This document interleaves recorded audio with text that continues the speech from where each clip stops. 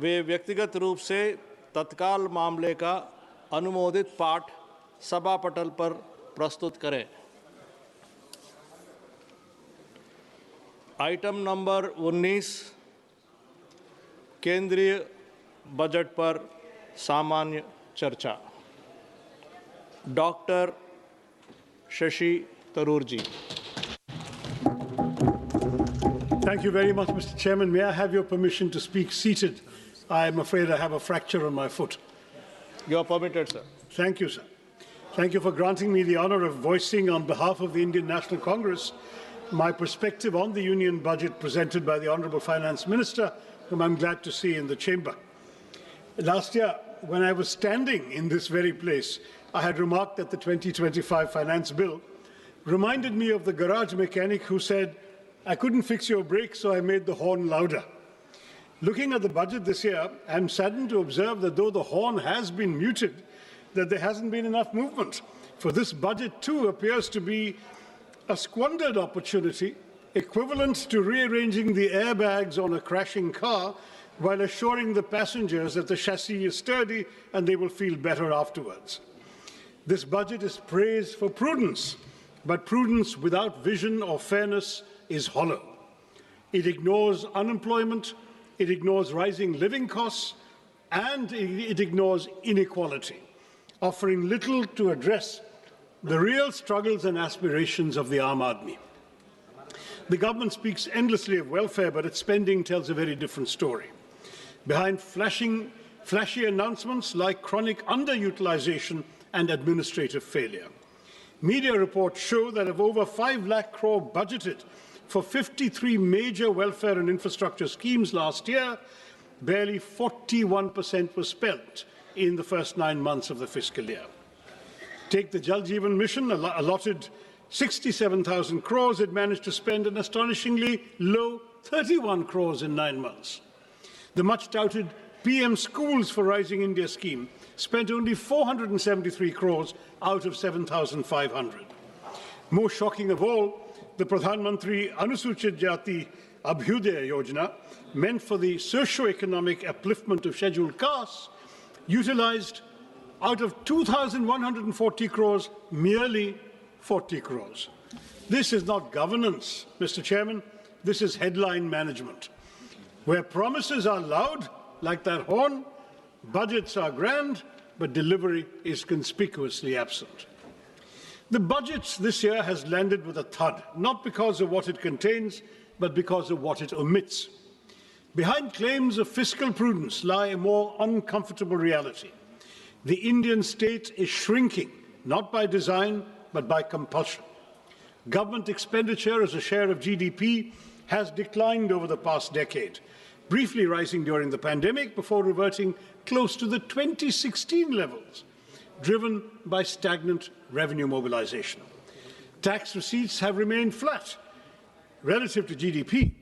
Disinvestment has underperformed, and non-tax revenues increasingly rely on extraordinary transfers such as Reserve Bank of India dividends, an unsustainable substitute for a stable revenue base. More troubling is the shift in the tax burden towards individuals, bearing a greater share of the tax burden than corporations, despite sharp post-pandemic profit growth.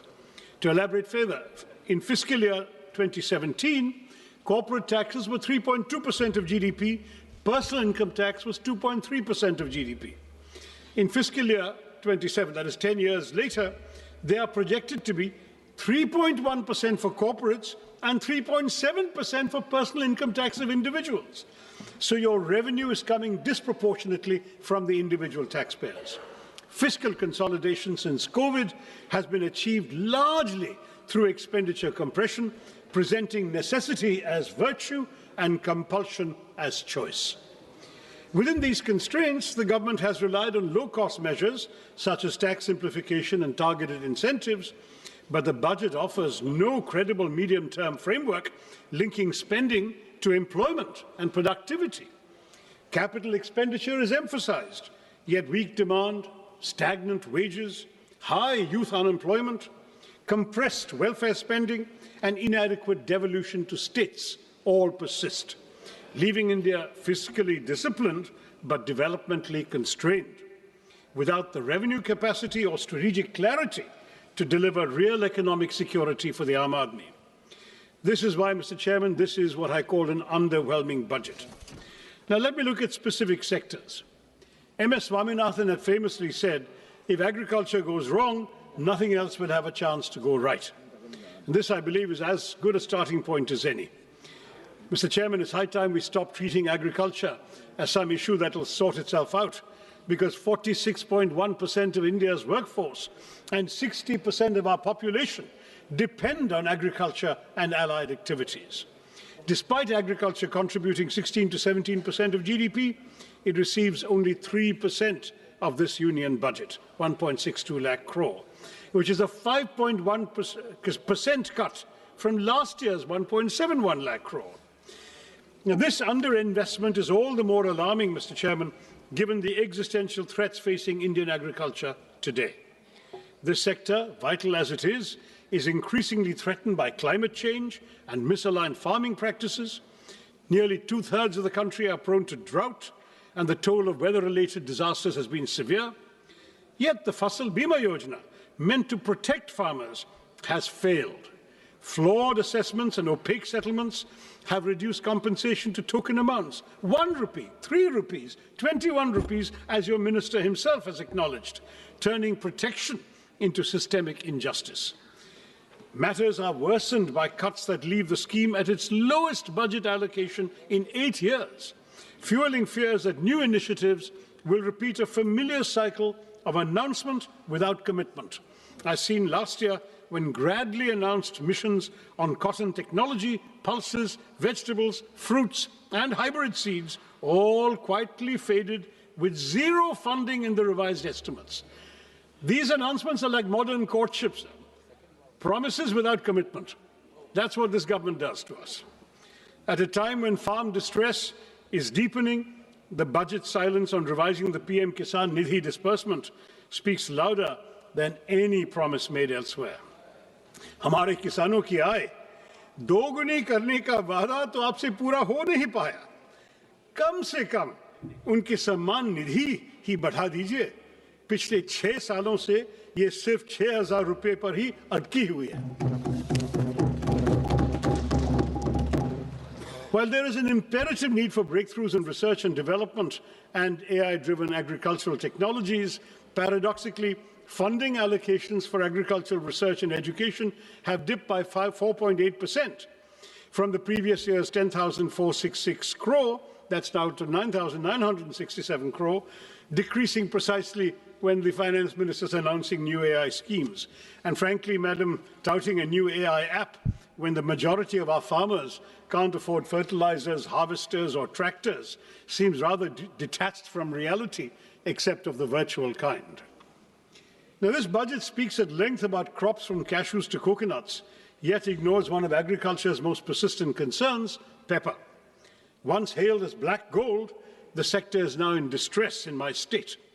In Kerala, which is one of the country's leading producers of pepper, output has fallen from 40,000 plus tons to 30,000 tons and is projected to decline by a further 28.7% in the foreseeable future. The uncomfortable truth, Mr. Chairman, is that our spice market faces such deep challenges today that if history repeated itself, the British might not even bother looting us for it. Next to unemployment. This House has had this conversation far too many times. We recite the same statistics, express the same concerns, and then move on, while unemployment quietly worsens. The data at the end of 2025 makes one thing unmistakably clear. Rural unemployment has stagnated at 3.9%, while urban unemployment continues to rise, ending at 6.7% in December. The crisis is now starting to concentrate where aspirations and frustrations are colliding in our cities. And yet even the centre's flagship responses have failed to rise to the moment. Under the Pradhan Mantri Kaushal Vikas Yojana, barely 41% of certified candidates secured placements. More than half of those jobs were concentrated in just 5 sectors. And of the 1,380 crores released, 278 crores remained unutilized. The Prime Minister Internship Scheme tells a similar story. Allocation 10,831 crores. Ministry spends 526 crores in the first 9 months. This pattern is recurrent, sir. In fiscal year 25, allocations were cut after large unspent balances, with actual spending at just 680 crores. So much for creating employment when we can't even spend the money allocated for the job of creating employment. And what of gig workers, the backbone of our new economy? There is no mention of them in the budget. Their welfare has been deprioritized at a time when unrest grows over the absence of clearly defined benefits, time-bound claims and appeals mechanisms, and mandatory disclosure of work hours, earnings and deductions. This silence further weakens the gig workers' access to social security in practice. Any discourse about the workers of our country stands incomplete without a discussion about Manrega, now replaced by the ambitious VB-G Act. It increased guaranteed work days from 100 to 125, introduced weekly wage payments, but at the same time it hollowed out the legal employment guarantee. While Manrega was demand-driven, fully centrally funded for unskilled wages, and rooted in decentralized planning, the new Act caps central funding through state-wise normative allocations, shifts 40% of the costs, the wage costs, to most states, and allows the scheme to be paused for up to 60 days during the peak agricultural seasons, shrinking the real window of guaranteed work. Once a state's allocation is exhausted, workers' statutory right to employment effectively ends. This converts an open-ended rights-based program into a budget-restricted, centrally rationed scheme where fiscal ceilings override legal entitlements. The VB-G scheme received a massive allocation of 95,000 crores in this budget, yet it has a major overlooked flaw that also needs to be addressed as soon as possible, Madam Minister. It attempts inclusion, but perhaps unintentionally drives technological exclusion. Manrega trusted the panchayats and gram sabhas to plan work based on local needs and community strengths.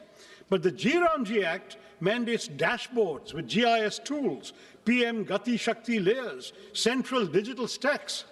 Local priorities are filtered through a Viksit Bharat National Rural Infrastructure Stack, making biometrics, geotagging, dashboards, and AI audits statutory requirements.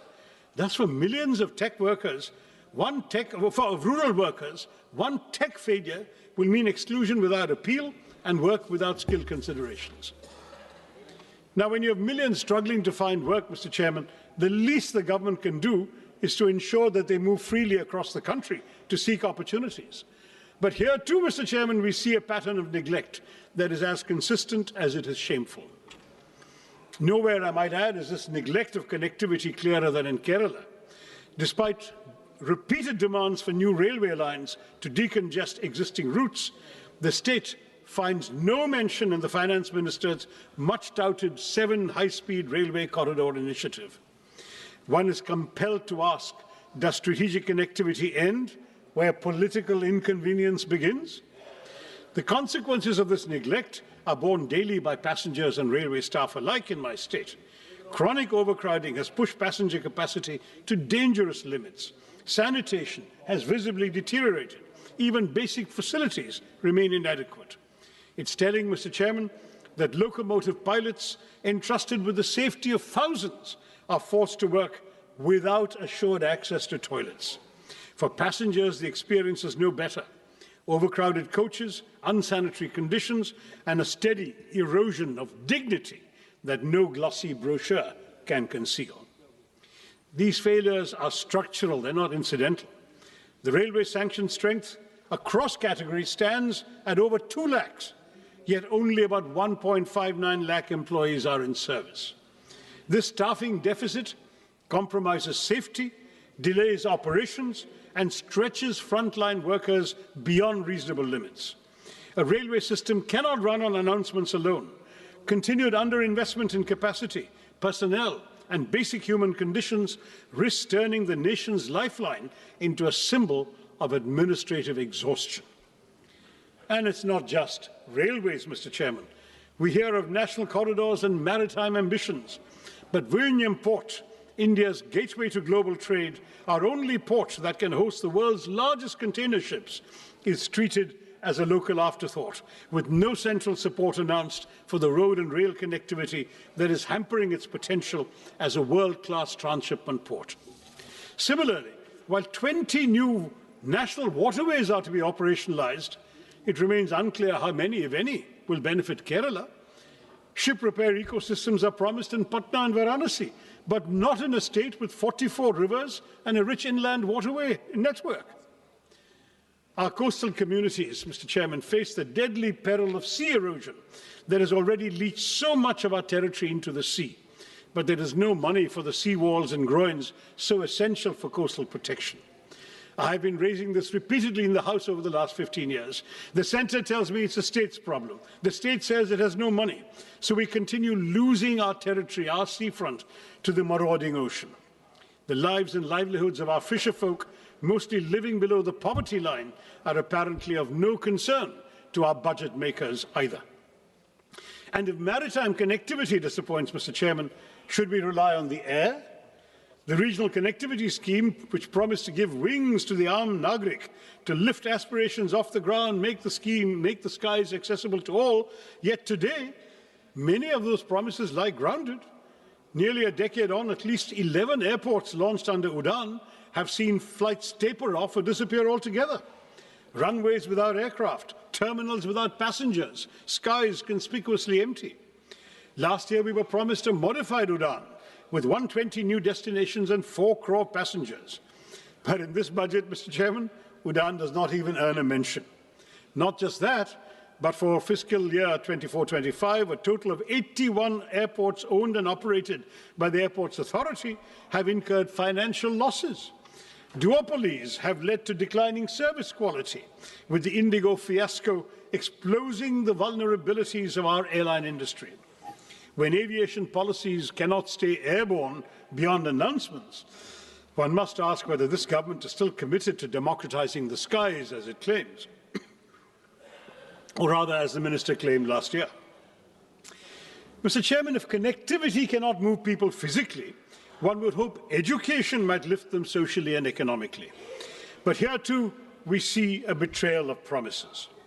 India speaks of global excellence while presiding over domestic neglect. The national education policy promised 6% of GDP for education. Years later, spending remains at barely 4%, with the union government contributing only 0.4% and leaving states to shoulder an unsustainable burden. The consequences are visible and damaging. Over 1.5 lakh schools lack electricity, thousands lack toilets, ramps, or basic facilities for children with disabilities, and the foundations of learning continue to crumble, even as we advertise world-class universities. This neglect hits the most vulnerable the hardest. For scheduled castes, enrollment falls from 99% at the preparatory stage to 70% at the secondary level. For scheduled tribes, from 99% to just 67%. These numbers reveal a system where poverty pushes students out of classrooms and into premature work. We are told artificial intelligence will shape our future, yet only 52% of government schools have functional computers, just 58% have internet access. Where is artificial intelligence going to come to these schools? Technology without access is not transformation, Madam Minister. It is exclusion by design. Continued underfunding paired with grand promises will not uplift our children. It will mortgage India's future at a discount. Mr. Chairman, if education is one pillar of development the government should care about, health is surely the other. Budgets may speak in numbers, but nations are built in flesh and blood. And any budget serious about India's economic potential must invest in human capital, because healthcare is not charity, it is foresight. Yet public health spending remains below 2% of GDP, missing even the government's own promise of 2.5% after COVID. An allocation of over 1 lakh crore to the health ministry may sound impressive, but ambition must be measured in proportion, not in numbers. The consequences are now visible beyond government hospitals. Since 2019, over 600 private hospitals have exited the Ayushman Bharat Jan Arogya Yojana, revealing the fragility of coverage without delivery. Insurance that arrives late is merely distress deferred. Meanwhile, the fundamental determinants of health, clean air, safe water, nutritious food, and mental well-being continue to deteriorate even as disputes rise and mental health indicators worsen. A nation that seeks economic greatness cannot afford to economize on the health of its people. While you propose, Madam, exempting 7 additional rare disease drugs from import duties, your centres of excellence for rare diseases are few, unevenly distributed, and unable to utilize even the insufficient funds allocated, leaving thousands of patients to die every year for lack of treatment. And nowhere is this pattern of neglect more glaring than in the case of the long-promised AIMS in Kerala. First year of the NDA government, the promise was announced. The promise still remains unrealized. A state with one of the strongest public health records in the country continues to wait, while this budget, like its predecessors, offers neither clarity, nor timelines, nor urgency. 22 AIMS have been sanctioned across India, Mr. Chairman, but when it comes to Kerala, the silence is deafening. And AIMS that is not even a dot on a map is not institution building, it is institutional disregard. Kerala does not lack need, capacity, or credibility. What it lacks, it seems, is visibility in this government's priorities. Why, Mr. Chairman, is Kerala invisible to this government? I'd like to know. Equally telling is the silence on air pollution. After months of public outrage and choking headlines, the Finance Minister's speech found space for everything except the air we breathe.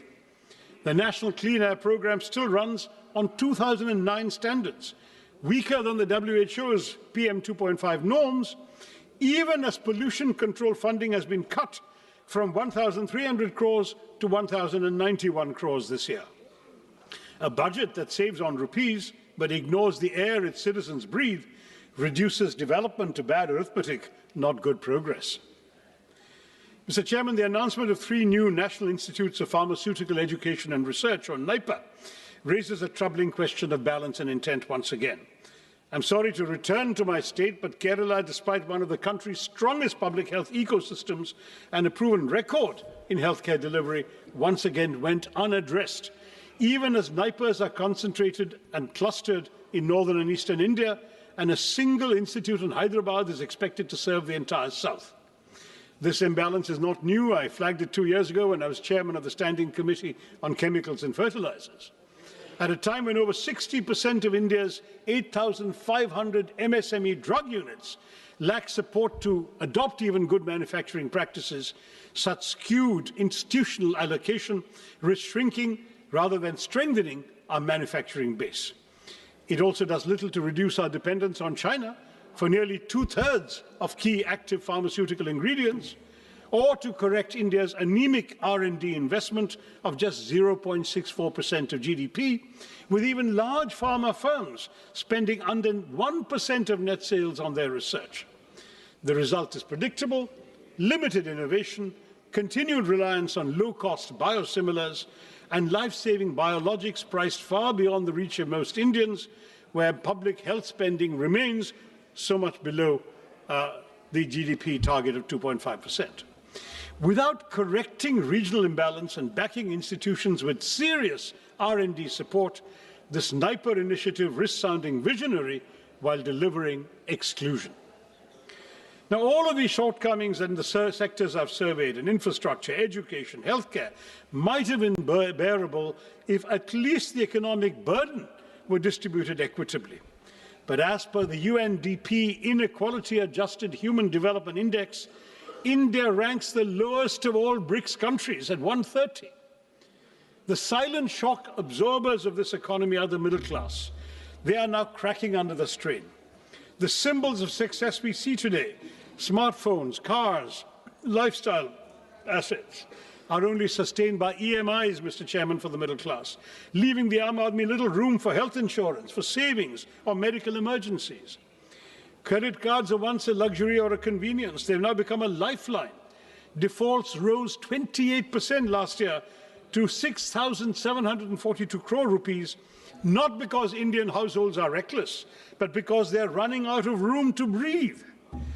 With 2.9 lakh crore rupees in outstanding dues and 10.5 crore cards in circulation, borrowing has become the price of staying afloat. Even as households struggle, the tax burden has quietly shifted onto them. Personal income tax now contributes over half of all direct taxes, while the corporate share declines, as I mentioned earlier. And while last year's budget at least acknowledged middle-class housing stress through the Swami Fund, this budget offers only silence. Inflation may look subdued on paper, but for citizens, the cost of living has merely been shifted. When the state fails to provide clean air, safe water, and uncontaminated food, households are forced to buy privately what should be public goods: air purifiers, water filters, basic safeguards. This burden is unequal, Mr. Chairman. The privileged can protect themselves, while the poor remain exposed. A nation cannot grow by exhausting the very people who sustain it. The Aam Aadmi who are financing this government are being sent deeply troubling signals on taxation. A one-time concession allowing special economic zone manufacturing units to sell domestically at reduced duties is little more than tokenism when the SEZ ecosystem itself is collapsing, with hundreds of zones shut and employment in free fall. More disturbing still is the withdrawal of income tax exemption on disability pensions for defence personnel. This move weakens social protection for disabled veterans who risk their lives for our country and draws an indefensible line between service-related disabilities and abdication of the state's moral duty to those who have made such sacrifices for the nation. Now, I'd like to acknowledge that amid this disaster and disorder, there has been some measure of fiscal discipline. The fiscal deficit has edged down from 4.5% to 4.4%. Minister speaks of a further reduction to 4.3%, and that sounds reassuring on paper. But I've been in this House long enough, Mr. Chairman, to remember when her predecessor, the late Arun Jaitley, as Finance Minister, set a target of 3.5%. We're nowhere near that benchmark today, yet we seem eager to applaud for settling at a much higher number. Perspective matters, sir, and without it, these figures lose their meaning, especially when they fail the only test that truly counts: whether the Aam Aadmi has more money in his pocket, whether he has wages that keep pace with prices, whether he or she has a life that is becoming easier. Fiscal prudence cannot be celebrated in isolation when household budgets remain under strain and economic security is elusive for millions.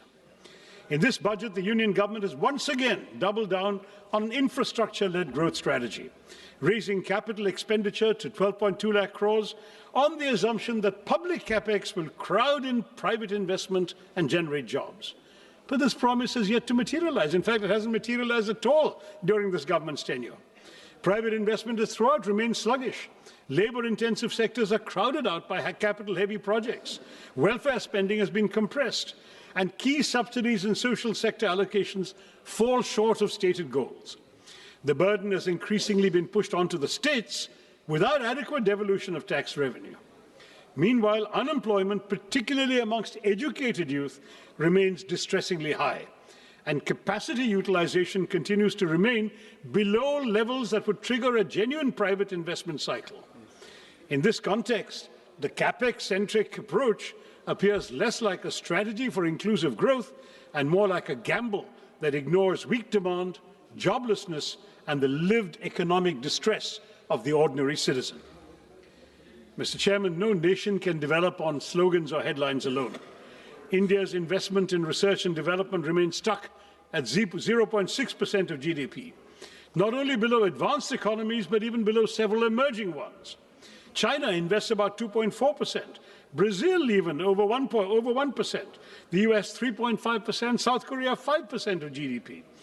A country that aspires to be a manufacturing and knowledge powerhouse cannot afford to treat research and development as an afterthought. I would urge the Minister to elevate R&D as a national priority. Now, on urban cities, on our cities, it should be pointed out that the hesitancy in innovation is reflected in the Smart Cities mission, which has become a reminder of unfulfilled promises. A decade after Smart Cities was announced, deadlines have been repeatedly extended from June 23 to December 25, no real change on the ground. Claims of 96% completion certainly ring hollow for somebody from Thiruvananthapuram or Warangal or Silvassa or Port Blair, because they're all incomplete. Large parts of the northeast continue to lag, leaving even the Parliamentary Standing Committee unconvinced. Instead of transforming urban life, the mission has largely polished a few elite enclaves, while basic services for millions remain untouched. I can't not mention the new interim trade agreement with the United States, sir, because that has just come out after the minister's speech. It looks less like a free trade agreement than a pre-committed purchase agreement that overturns every principle of reciprocity. How can we speak of a reciprocal tariff of 18% on one side and 0% on the other? At a time when India's total bilateral trade with the US stands at roughly 130 billion US dollars, and we have a trade surplus of only 45 billion US dollars, we have surprisingly promised to buy $500 billion worth of American goods over 5 years. This effectively converts a surplus into a long-term deficit by executive assurance rather than by market demand. No major economy has ever neutralized its own trade leverage in this manner.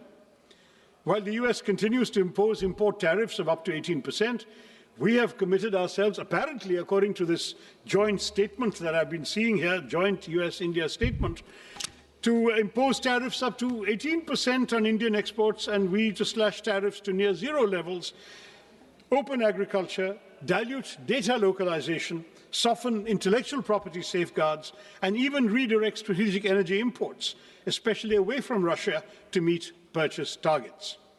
Now, this is not strategic balancing. It is economic preemption. Parliament has neither been told how farmers, MSMEs, and domestic industry will be protected, nor why India has voluntarily surrendered its negotiating power without securing proportional market access. Without securing proportional market access or policy space in return. I know the government will say, wait for the final agreement, it's coming in mid-March, but let them be aware these concerns exist right now, sir. Yes. The government's claim that India has secured a better deal than China, Vietnam, or other Asian economies does not withstand scrutiny. While India has obtained a tariff reduction of 1 or 2 percentage points from them, no East Asian economy has agreed to deliberately dilute its trade surplus with the US through guaranteed purchase commitments. On the contrary, China, Vietnam, and several ASEAN countries have actually expanded their trade surpluses with the US, even amid heightened trade tensions. And this ambiguity, Mr. Chairman, has a direct bearing on the credibility of the budget itself. When both the Minister of Commerce and Industry and the Minister of External Affairs were questioned on these commitments, they were really offered no clear explanation of their scale, timeline, or fiscal implications. Now, the reason I mention this in the context of the budget is that key budgetary assumptions on trade balances, external financing needs, and overall macroeconomic stability rest on information that the Parliament does not possess and has not been given. A budget framed amid such uncertainty is not just incomplete, it asks this House to approve numbers without knowing the obligations that may soon overtake them from this trade agreement. Now, I do want to say that when the two ministers play ping-pong with each other, saying it's not in their mandate to answer the question, each one attributes it to the other, then that looks like a rather disappointing game, because when no minister claims ownership of something like this, accountability disappears, and Parliament is left staring at a budget that conceals obligations that the government seems to lack the courage to admit openly. In short, Mr. Chairman, the real weakness of this government's budget lies in its implementation, where rhetoric is not matched by reality.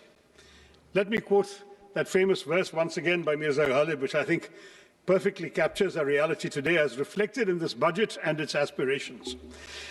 हमको मालूम है जन्नत की हकीकत, हमें मालूम है जन्नत की हकीकत, लेकिन दिल बहलाने के लिए गालिब ये ख्याल अच्छा है. That seems to be what we have had inflicted upon us. We know the reality behind these claims, these tall promises, these narratives of model governance, but they're not policies grounded in outcomes. They're carefully curated illusions. Glossy schemes, utopian projections, they might soothe the imagination, dil to behlata hai. But everyday life for the ordinary citizen of India has remained unchanged. Hope is repeatedly sold, but delivery remains perpetually deferred.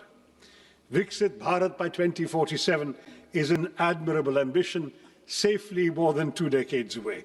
This budget offers no credible pathway to reach it. Instead of narrowing the gap, it widens it. Unemployment continues to rise. Poverty hardens. Jobs remain scarce. Wages remain stagnant. Small businesses, already gasping for relief, are smothered under layers of compliance, while informal workers, gig workers who sustain our economy with their labor are pushed further into invisibility and insecurity. Government promises railways, yet stations crumble. They speak of flight, yet Udan has flown away. Our pepper, once celebrated as black gold, withers under neglect. Our long coastline stretches endlessly, but is ignored when it comes to protecting it. Education is curtailed precisely when it should be expanded, while the rhetoric of world-class technology and AI grows louder. 1.5 lakh schools still function without electricity, yet Viksit Bharat is spoken of as if the lights are already on. When vision is severed from reality, it ceases to be aspiration and becomes merely an illusion. A truly Viksit Bharat will not be built on slogans, Mr. Chairman, not built on speeches or symbolism, but on delivery that reaches the last citizen of India. Turning promises into outcomes is not a favor, it is not a choice. It is our kartavya, it is your kartavya, may I say to the government. Thank you, Mr. Chairman, and Jai Hind. माननीय श्रीमती अपराजिता सारंगी जी।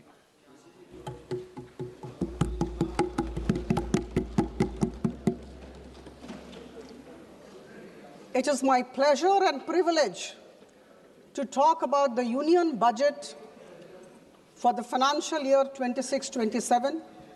Thank you, Chairman, sir, for giving me this opportunity. At the outset, I commend Honorable Finance Minister, Madam Nirmala Sitharaman, for giving to this country of 1.4 billion people her 9th consecutive budget, a budget which reflects her commitment, the commitment of the government, the conviction of the government, and the consistency of the government. As I stand here to speak, I am reminded of a few words from Rig Veda, the oldest of our Vedas. Sangachadhvam sangvadadhvam sangvo manansi janatam. हम साथ बोले, हम साथ चलें, हमारी भावना और हमारी सोच एक दिशा में हो.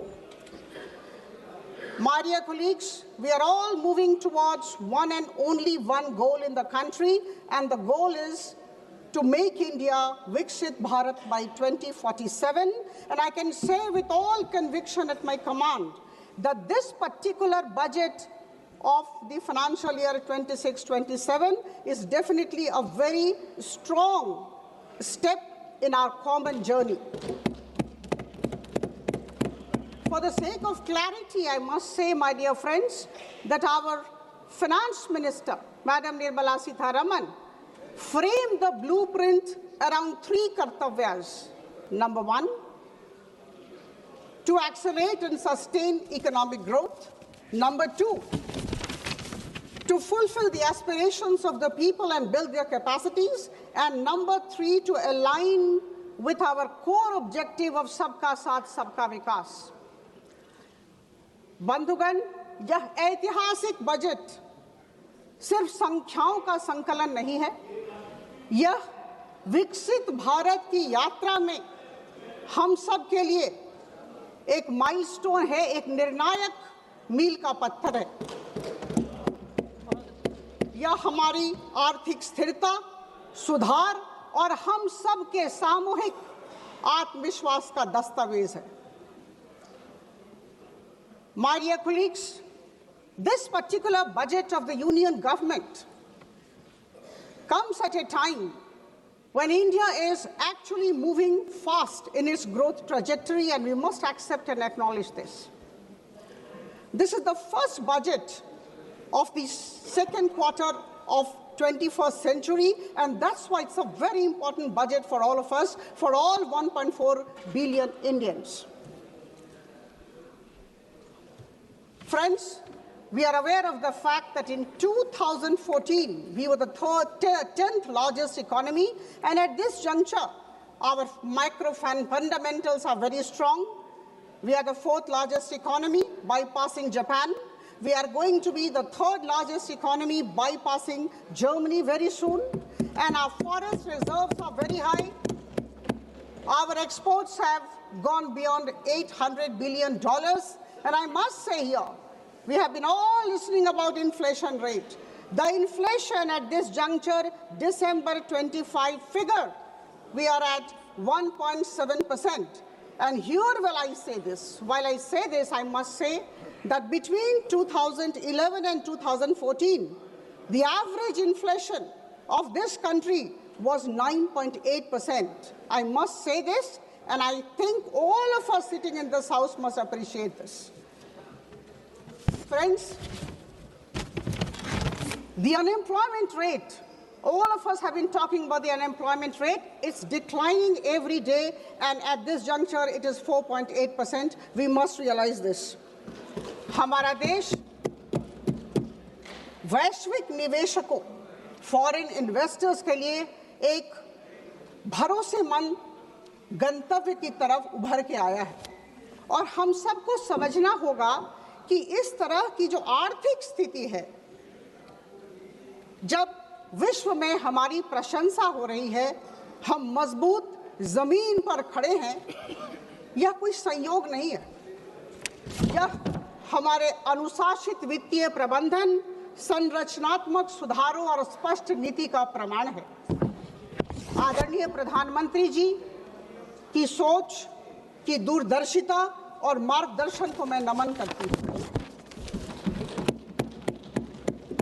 The analysis of the budget of financial year 26-27 makes it abundantly clear that the Indian government has chosen the path of long-term growth.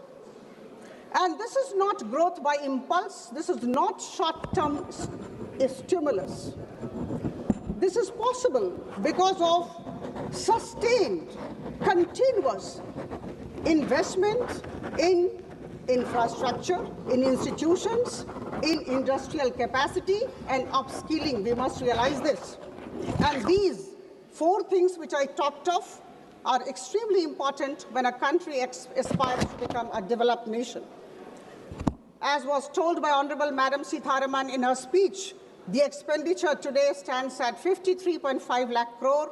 We must remember this. And the fiscal deficit stands at 4.3% of the GDP. My dear friends, we are in a very difficult global settings. I think all of us are aware of this. All my esteemed colleagues who are present in this house, it's an age of global uncertainty. And in this age of fractured global order, the government of India has decided to keep building. Charai veti, we must remember this. There is a massive scale-up in public capital expenditure. I remember in 2014, it was just 2 lakh crore. We must appreciate this. Rupees 2 lakh crore in 2014-15 has gone up to 11.2 lakh crore rupees in 2025-26. And now, with all pride, with all happiness as a citizen of the country, I can say that the public capital expenditure has gone up to 12.2 lakh crore rupees, which is 4.4% of the GDP, and it registers a 10% increase over the last year. And friends, we are aware of the fact that if the capital expenditure grows, then it definitely has a large multiplier effect on the economy. Urban transformation. Urban transformation is a very significant pillar of the budget. Madam Sitharaman talked about engines of growth. The cities, the big towns are today the engines of growth. And a wonderful concept was brought about and placed before all of us, the city economic region. City economic region focusing on Tier 2 and Tier 3 cities have been thought about by the government. Rupees 5,000 crore will be given to this city economic region, every city economic region, over a period of 5 years to build infrastructure. And we know what will happen. Less reduced pressure on the mega cities and fostering balanced development in the process. All of us know that no country ever can actually become a developed nation without having manufacturing competitiveness, and our government has tried to give a substantial push to the manufacturing competitiveness idea. This will not only create jobs, but also in the long run help promote our exporting community. The allocation of rupees 10,000 crore to the biopharma sector will not only help our people take care of their healthcare needs, but also lead to huge exports. Similarly, there was mention of many important areas which I think we must be talking about wherever we are. India has really advanced forward. There is focus on semiconductor mission 2.0, nuclear sector, rare earth corridors, data centers, and electronics components mission, with a whopping 40,000 crore as the allocation. And I'm sure these investments will lead to less import dependency and make India future ready. I think these are things that we are thinking about our country, and I underscore the fact that we are intending to become Viksit Bharat by 2047, and that is why we have to be future ready. The provision of 4,000 e-buses is definitely going to enhance regional connectivity. My dear friends, 20 new national waterways, expanded road networks, freight corridors, 7 high-speed rail corridors and multimodal logistics system. These are giant leap towards a more competitive, resilient, confident, and self-reliant Viksit Bharat by 2047. We may like it, we may not like it, but we need to accept it. My dear friends, I take this opportunity to convey our immense gratefulness to our Honorable Prime Minister for going for almost 9 free trade agreements and trade deal with a couple of countries in the last couple of years. Again, there would be critics, there would be naysayers, but I know to every action of Prime Minister Modi, there is an equal and opposite negative reaction from my right side. Free trade agreements and trade deal have been signed with New Zealand, UK, Oman, Australia, European Union, consisting of 27 nations, and very recently with the US. And this is an indication of a particular thing which I think we need to appreciate. This is an indication of the fact that the government of India, under the leadership of our Prime Minister, knows how to navigate in a difficult world order. I talked about difficult global settings. We are aware of that. And in this difficult world order, the government of India for the past couple of years, about 10, 12 years, have acquired the ability, the capability, the talent to navigate successfully. In this budget, a number of customs duties and import duties have been withdrawn, and this is for good. This is to help the exporting community. Friends, I would like to give certain examples which I think all of us need to appreciate. We have allowed duty-free import of ingredients by seafood exporters, allowing 3% of freight on board value of exports to be imported duty-free by textile and leather goods. and allowing SEZ units to sell in domestic tariff area at concessional duty, and these are extremely progressive and pragmatic ways of strengthening our exporting community. My dear friends, our Prime Minister and our Finance Minister have been talking all the while about the micro, small and medium enterprises. I would say they are the backbone of Indian economy, extremely important, and they contribute 35.4% of the manufacturing out, about 49% of India's total exports, and around 31% of the national GDP. Now it's 7.47 crore MSMEs in the country, employing around 33 crore people. MSME has emerged as the second largest employer after agriculture. And our government, under the visionary leadership of our Honorable Prime Minister, recognizes this. And that is why rupees 10,000 crore have been allocated as SME Growth Fund. And there is a great concept, and the concept is nurturing the champion MSMEs. I think this is something very interesting, very innovative, and we all need to stand together and appreciate. Friends, a healthy India is a prosperous India. And here I must like to inform all of you, or rather help you recall, that Madam Nirmala Sitharaman allocated rupees 1.06 lakh crore for the Ministry of Health and Family Welfare in this budget. And this is a staggering 194% increase over the 2014-15 levels. In order to make our healthcare affordable and even accessible to many people, you know, the customs duties, the import duties have been withdrawn from 17 cancer drugs and drugs of many diseases which are rare by nature. I think this is something for which our government, Prime Minister Modi's government, needs to be commended and complimented. Now, my dear friends, could anybody think about AVGC, animation, visual effects, gaming and comics? This government is planning to raise about 2 million professionals by 2030 in AVGC sector. Absolutely out of the box idea, you may like it or not, but this is highly innovative and an out of the box idea of our government.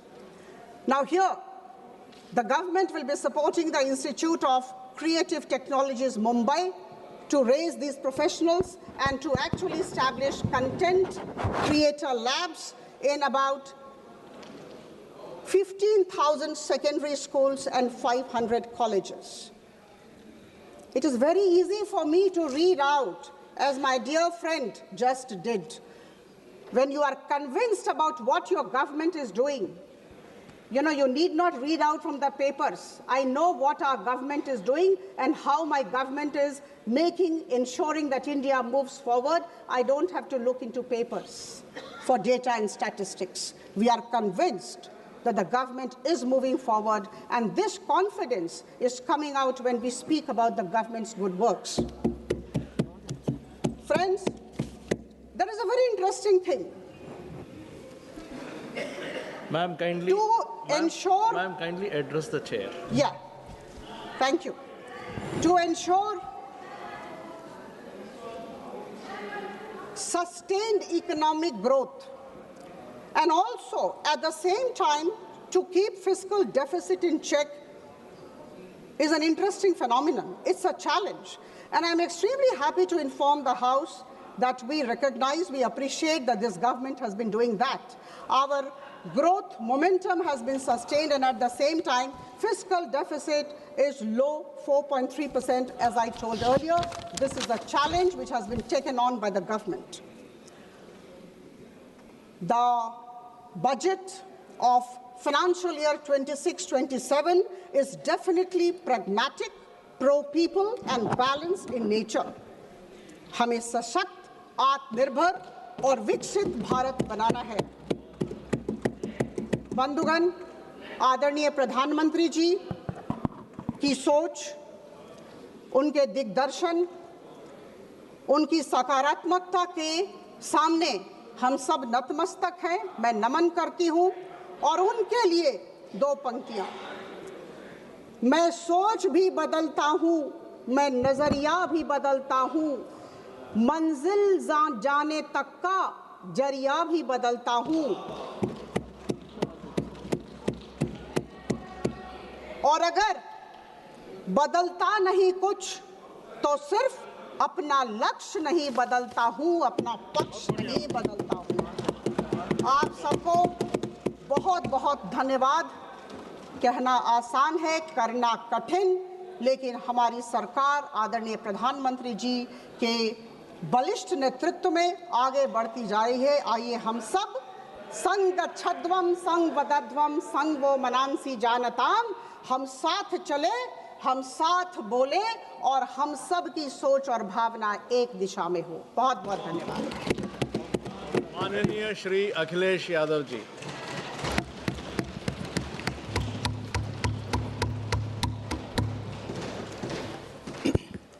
मैं सबसे पहले सभापति महोदय आपका मैं धन्यवाद देता हूं कि मुझे आपने बजट पे बोलने का समय दिया है। मैं तीसरा सदस्य इस पे बोल रहा हूं। मैं भी में से पूर्व कांग्रेस पार्टी के नेता माननीय शशि थरूर जी जो बात कह रहे थे, उन्होंने बहुत सारे आंकड़े दिए हैं। सभापति महोदय, वही मिलते जुलते आंकड़े हमारे पास भी हैं। जब कभी जवाब आए तो शायद उन आंकड़ों का जवाब भी आए। और जब वो अपनी बातों को ख़त्म कर रहे थे तो वो एक शेर पढ़ के गए हैं। मिर्ज़ा गालिब का एक शेर पढ़ के गए हैं सभापति महोदय। सभापति महोदय, यही शेर अगर बीजेपी को पढ़ना होता तो बीजेपी कैसे पढ़ती? अगर यही शेर बीजेपी को पढ़ना पड़ता तो वो पढ़ते कि हमको मालूम है स्वर्ग की सच्चाई, लेकिन दिल को बहलाने के का गालिब ये ख्याल की जगह सोच अच्छा है। सभापति महोदय, यही फर्क है। सबका साथ, सबका विकास। सभापति महोदय, बोलने से पहले मैं जब बजट को देख रहा था और अक्सर सरकार को पिछले कई सालों से चलता हुआ मैं देख रहा हूं, मैं कहना चाहता हूं, क्यों झूठे ख्यालों में दिन रात करें, जो बनाते हैं हवा में बातों के महल, आओ उनसे कुछ जमीनी बात करें। सभापति महोदय, बजट आने से पहले और बजट आने के बाद पूरा देश और पूरे देश में ये बहस चल रही थी कि अमेरिका को लेकर के डील होने जा रही है। सभापति महोदय, मुझसे पहले अभी जो भारतीय जनता पार्टी की माननीय सदस्य बोल रही थी, और भारतीय जनता पार्टी का ये पक्ष है कि हम लोगों ने दुनिया में बहुत सारे देशों से फ्री ट्रेड एग्रीमेंट कर लिया है। सभापति महोदय, मैं भारतीय जनता पार्टी की सरकार से जानना चाहूँगा, अभी कितने देश और बचे हैं जिससे आप फ्री ट्रेड एग्रीमेंट नहीं कर पाए हैं? कुछ ऐसे भी देश बचे होंगे शायद जिनसे आपकी इच्छा होगी कि हम फ्री ट्रेड एग्रीमेंट कर लें। और सभापति महोदय, का फ्री ट्रेड एग्रीमेंट हो भी जाते हैं, जो लोग कभी रुपए के बारे में बहुत चिंता करते थे, कभी कभी उम्र से, कभी कभी दूसरे लोगों के उससे जोड़ देते थे, इतने सब फ्री ट्रेड एग्रीमेंट होने के बाद और अमेरिका से डील नहीं ढील हुई है, उसके बाद हमारा रुपया कहां पहुंचेगा? और अगर यही डील होनी थी तो 11 महीने इंतजार क्यों कराया? अगर यही डील होनी थी सभापति महोदय, तो 11 महीने किस बात का इंतजार था? हमारे कारोबारियों को या हमारे जितने भी उद्योग से जुड़े लोग हैं, उनके साथ ये परेशानी क्यों? बजट पर सबसे पहला सवाल यही है कि डील पहले बनी है बजट।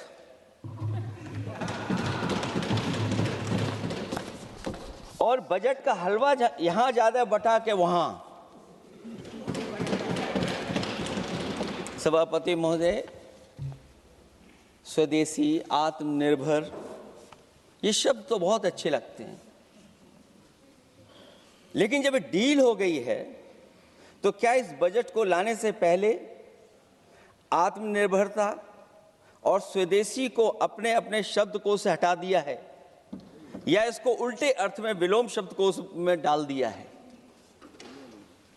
और ये डील नहीं है जो हम आप सब समझ पा रहे हैं। शायद 70% के लोग ये नहीं समझ पा रहे होंगे, लेकिन पूरा देश समझ रहा है कि हमने अपना बाजार एक बार और खोल दिया है। $500 बिलियन का व्यापार एक तरफा। हमारे आत्मनिर्भरता कहां जाएगी? स्वदेशी नारा हमारा कहां जाएगा? हमारे देश की जनता भाजपा से कह रही है कि जहां तक हमें मालूम है डील एक तरफा नहीं होती है। क्या ये बनी वहां पहुंची यहां जहां जैसे कोई एक पक्षी मान रहा हो? जनता भाजपा से यह भी जानना चाहती है कि 0 बड़ा के 18।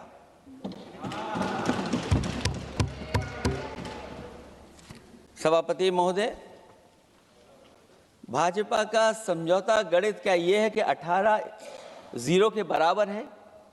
क्या 18 हमारा 0 के बराबर है?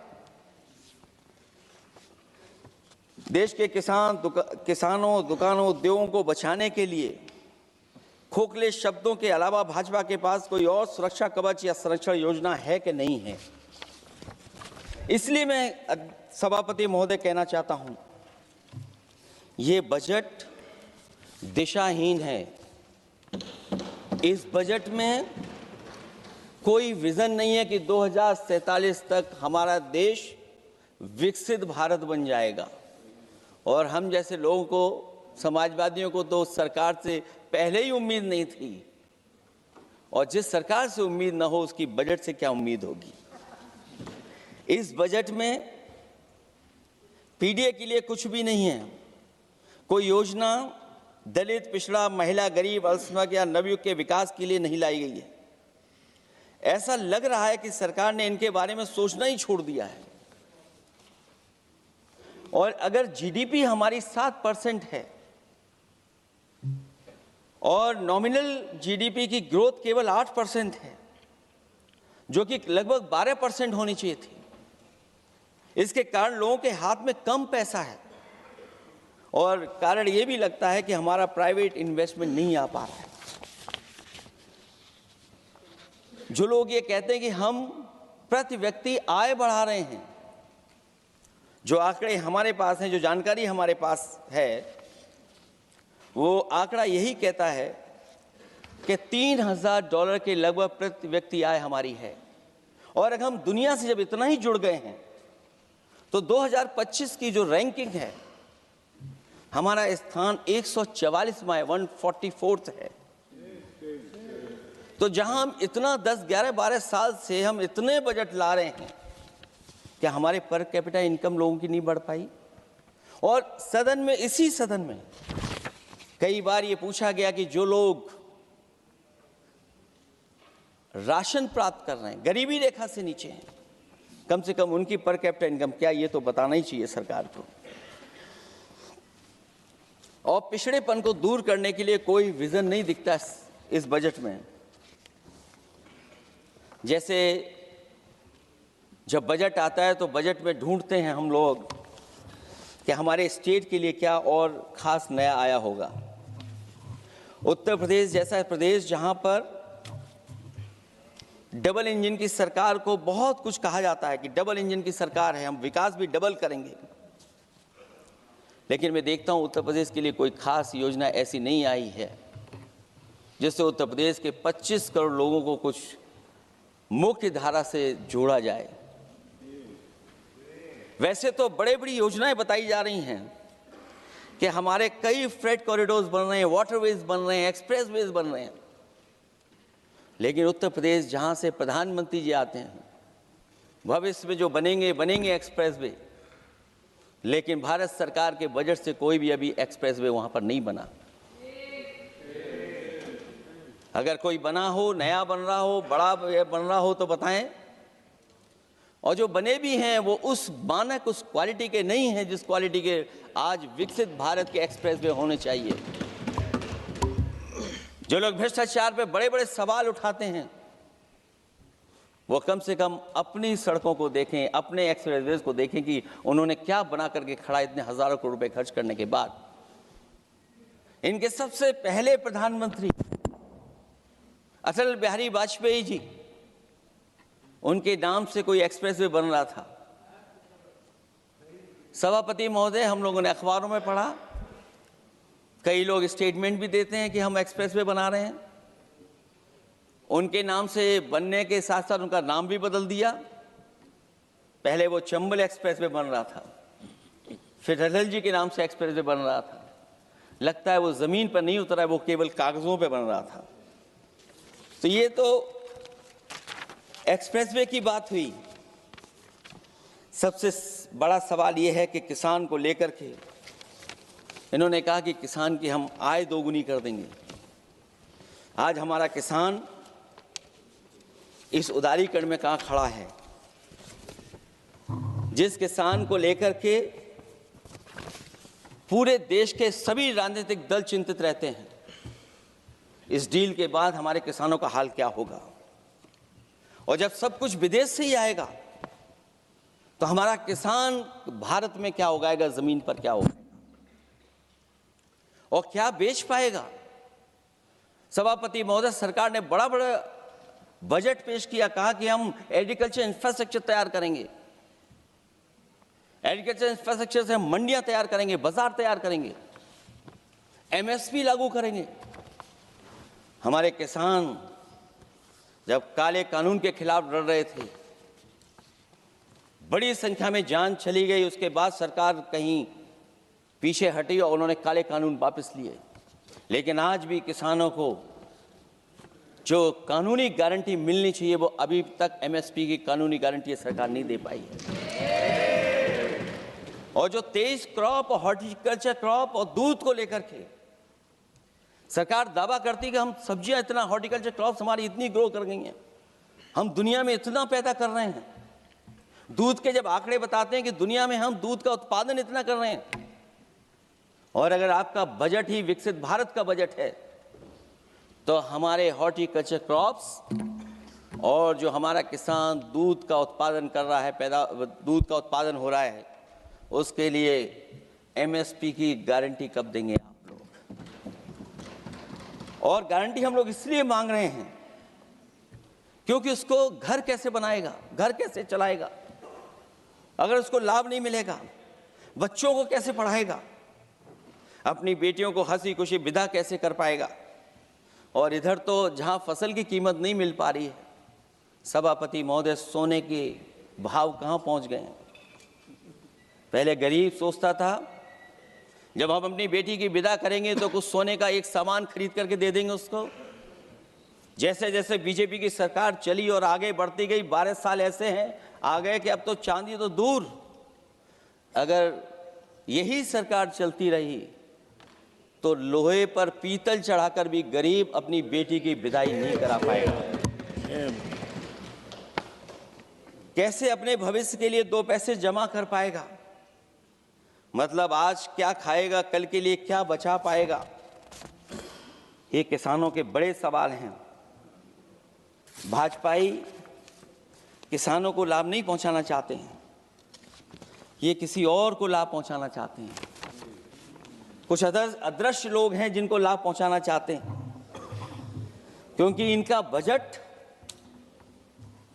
जो बजट बनाते हैं वो आम जनता का ना उसमें जिक्र है ना फिक्र रहती है। और अगर फिक्र होती उनको तो किसान की खाद समय पर मिल जाती उन्हें, उनको बीज समय पर मिल जाता, सस्ती बिजली उपलब्ध हो जाती, सिंचाई या सिंचाई मुफ्त हो जाती थी। और मुझे याद है सभापति महोदय, समाजवादी सरकार में हम लोगों ने किसानों की सिंचाई मुफ्त करने के भी फैसले लिए। कीटनाशक दवाइयां कितनी महंगी हैं और सरकार ने किसानों को अपने हाल पे छोड़ दिया।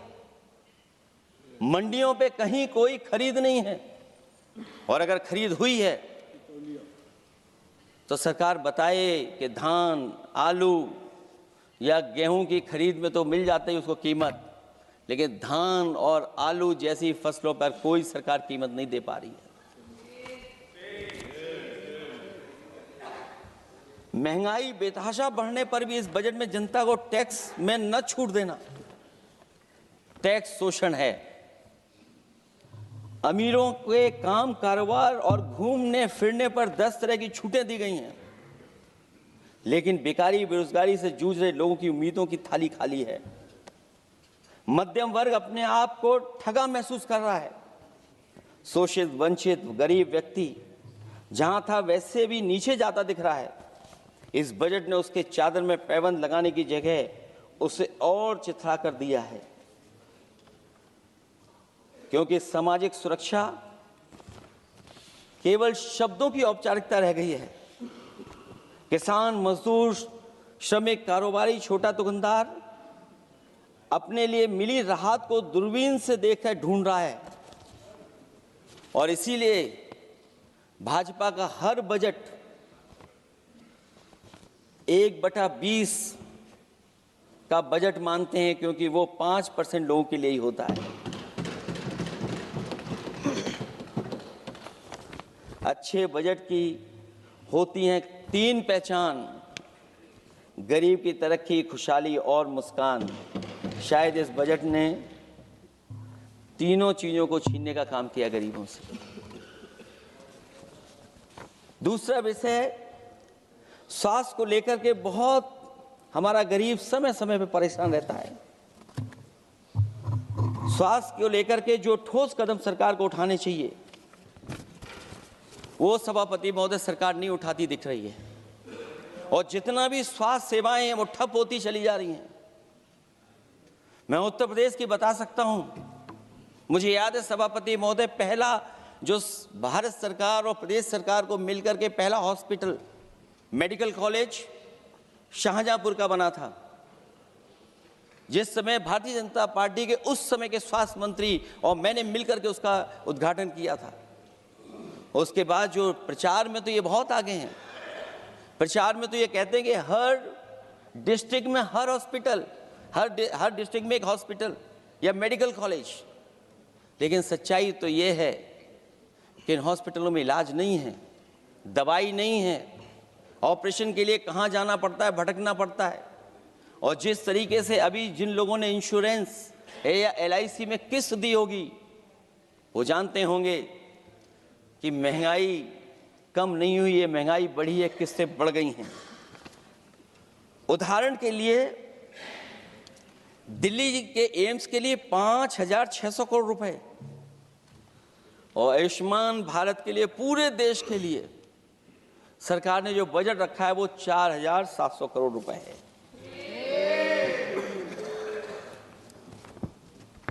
सुनते हैं पहले उपवन में हर ऋतु में बहार गाती थी, कलियों का तो कहना ही क्या, मिट्टी में खुशबू आती थी। ये भी ज्ञात हमें उपवन में कुछ ऐसे भौरे आए थे, सारा चमन कर दिया मरघट, अपने साथ जहर लाए थे। लेकिन अगर चमन वाले ही भौरों के रंग ढंग अपनाएं, माली तुम ही फैसला कर दो, हम किसको दोषी ठहराएं। सभापति महोदय, मैं उत्तर प्रदेश से आता हूं, जहां पर प्रधान संसदीय क्षेत्र है। राजमाता पूजनीय अहिल्याबाई होलकर जी, उनकी मूर्ति थी, उसको बुलडोजर से तोड़वा दिया। सभापति महोदय, कोई कल्पना कर सकता है एक मणिकर्णिका घाट जो हमारी पौराणिक पहचान रही, सदियों से हमारी विरासत की पहचान रही, सनातनी काशी की विरासत रही, वहां पे इनकी सरकार ने प्रधान संसदीय क्षेत्र में बुलडोजर चला करके हमारी पूजनीय अहिल्याबाई होलकर की मूर्ति को इन्होंने तोड़ने का काम किया।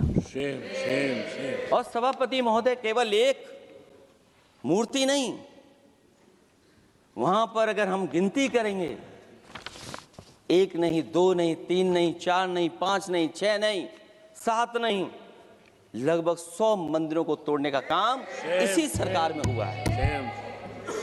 केवल मंदिर नहीं तोड़े गए सभापति महोदय, एक antique bell donated by Nepal नरेश, जो घंटा बजता था, सभापति महोदय, जो घंटा बजता था, नेपाल नरेश जिन्होंने गिफ्ट किया था, वो घंटा भी लापता है।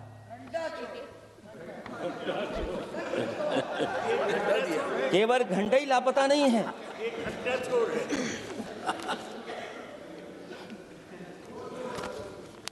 सभापति महोदय, नमामि गंगा को लेकर के हमारे कानों में अभी भी वो बातें गूंजती हैं कि माँ गंगा ने मुझे बुलाया है। क्या बात है कि पिछले 11 साल से माँ गंगा ने बुलाया ही नहीं किसी को। माँ गंगा बह रही हैं, जो उसके पैरामीटर्स हैं, जिस पैरामीटर्स को हर दिन नापा जाता है, उसमें डिसॉल्व ऑक्सीजन, सीओडी, बीओडी और तमाम पैरामीटर्स आज किस हालत में है माँ गंगा। कोई कह रहा था कि अब गंगा बहकर के दूर तक जाएंगी, लेकिन शायद वो ये नहीं जानते होंगे कभी कभी उल्टी गंगा भी बहती है। जब उल्टी बहेगी तो यूपी के आते आते आप बाहर हो जाएंगे। सभापति महोदय, नमामि गंगा, मां गंगा में जुड़ने वाली नदियां, वरना नदी को एक संरक्षण कैसे हो, ब्यूटिफिकेशन कैसे हो, रिवर फ्रंट कैसे बने, उसकी शुरुआत की थी। लेकिन सभापति महोदय, इनकी बुलडोजर सरकार ने उसका काम रोक दिया। काली नदी किस हालत में है। यमुना के बारे में दिल्ली की सरकार जब बनानी थी तो कहा कि हम दुनिया का सबसे बेहतर रिवर फ्रंट बनाएंगे यमुना पर।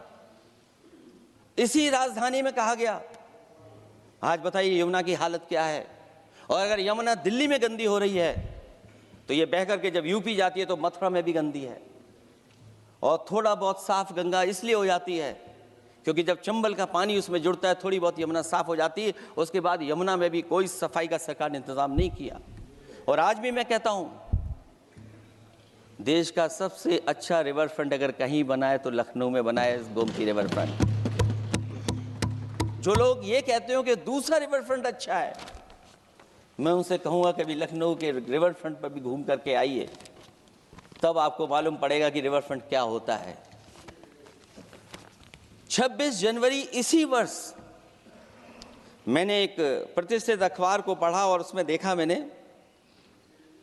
कि high uranium in India's ground water samples लिए गए हैं। एक्सपर्ट्स वार्न कर रहे हैं कि सेवरल हेल्थ रिस्क हैं उससे। Lead pollution alarming in 69 rivers in India contaminated, rivers are contaminated. हमारे पानी में पेस्टिसाइड है, इंडस्ट्रियल वेस्ट है, अनसेफ है ड्रिंकिंग के लिए। हमारी नदियों में मरकरी है, डेंजरस लेवल। और जितनी भी हमारी वाटर बॉडीज हैं इंडस्ट्रियल टाउन्स के आसपास, सब में टॉक्सिक है, मरकरी है, बड़े पैमाने पे डेंजरस है पानी वहां का। और कई जगह इंडस्ट्री का सीधा सीधा वेस्ट जा रहा है। आर्सेनिक लेवल का सोच ही नहीं सकते हम लोग, जो मानक है उससे कई गुना ज्यादा है। ये तो हमारे देश का पानी है जो नदियों में बह रहा है, जो अंडरग्राउंड वाटर बन रहा है हमारा।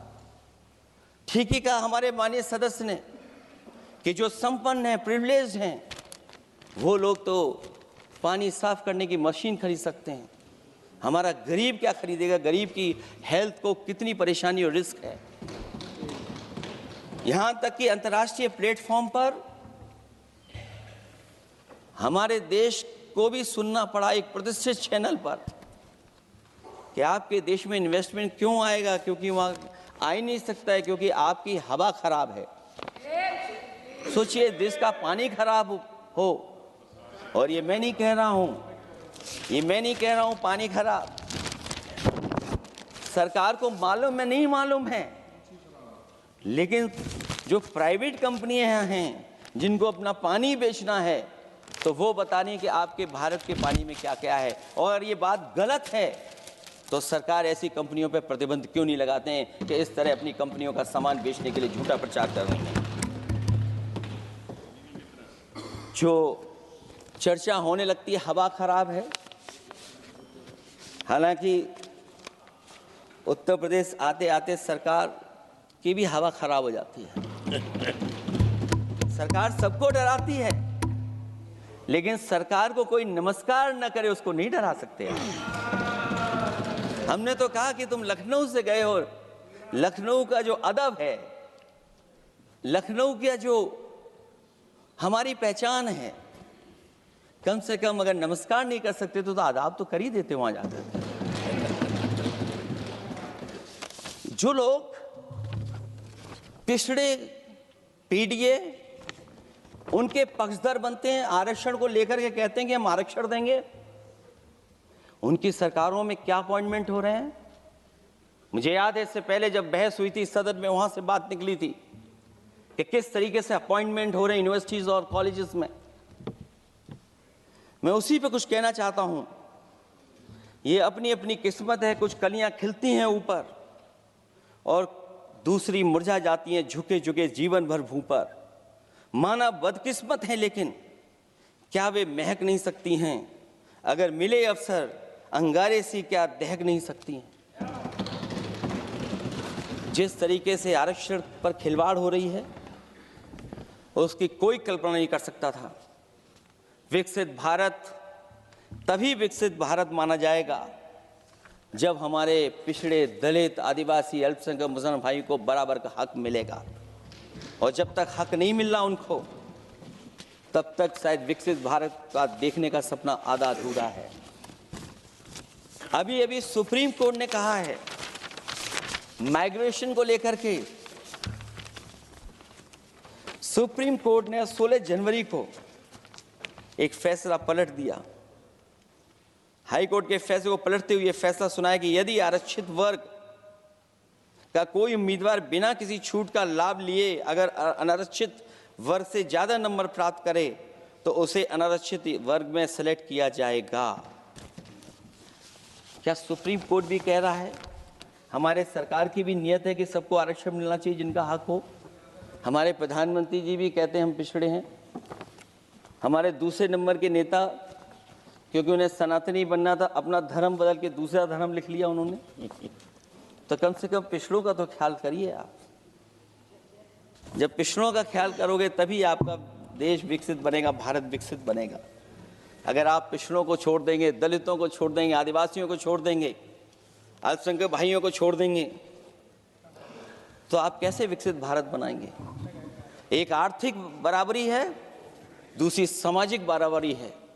और मुझे लगता है बजट से ना आर्थिक गैर बराबरी दूर हो रही है, ना सामाजिक गैर बराबरी दूर हो रही है।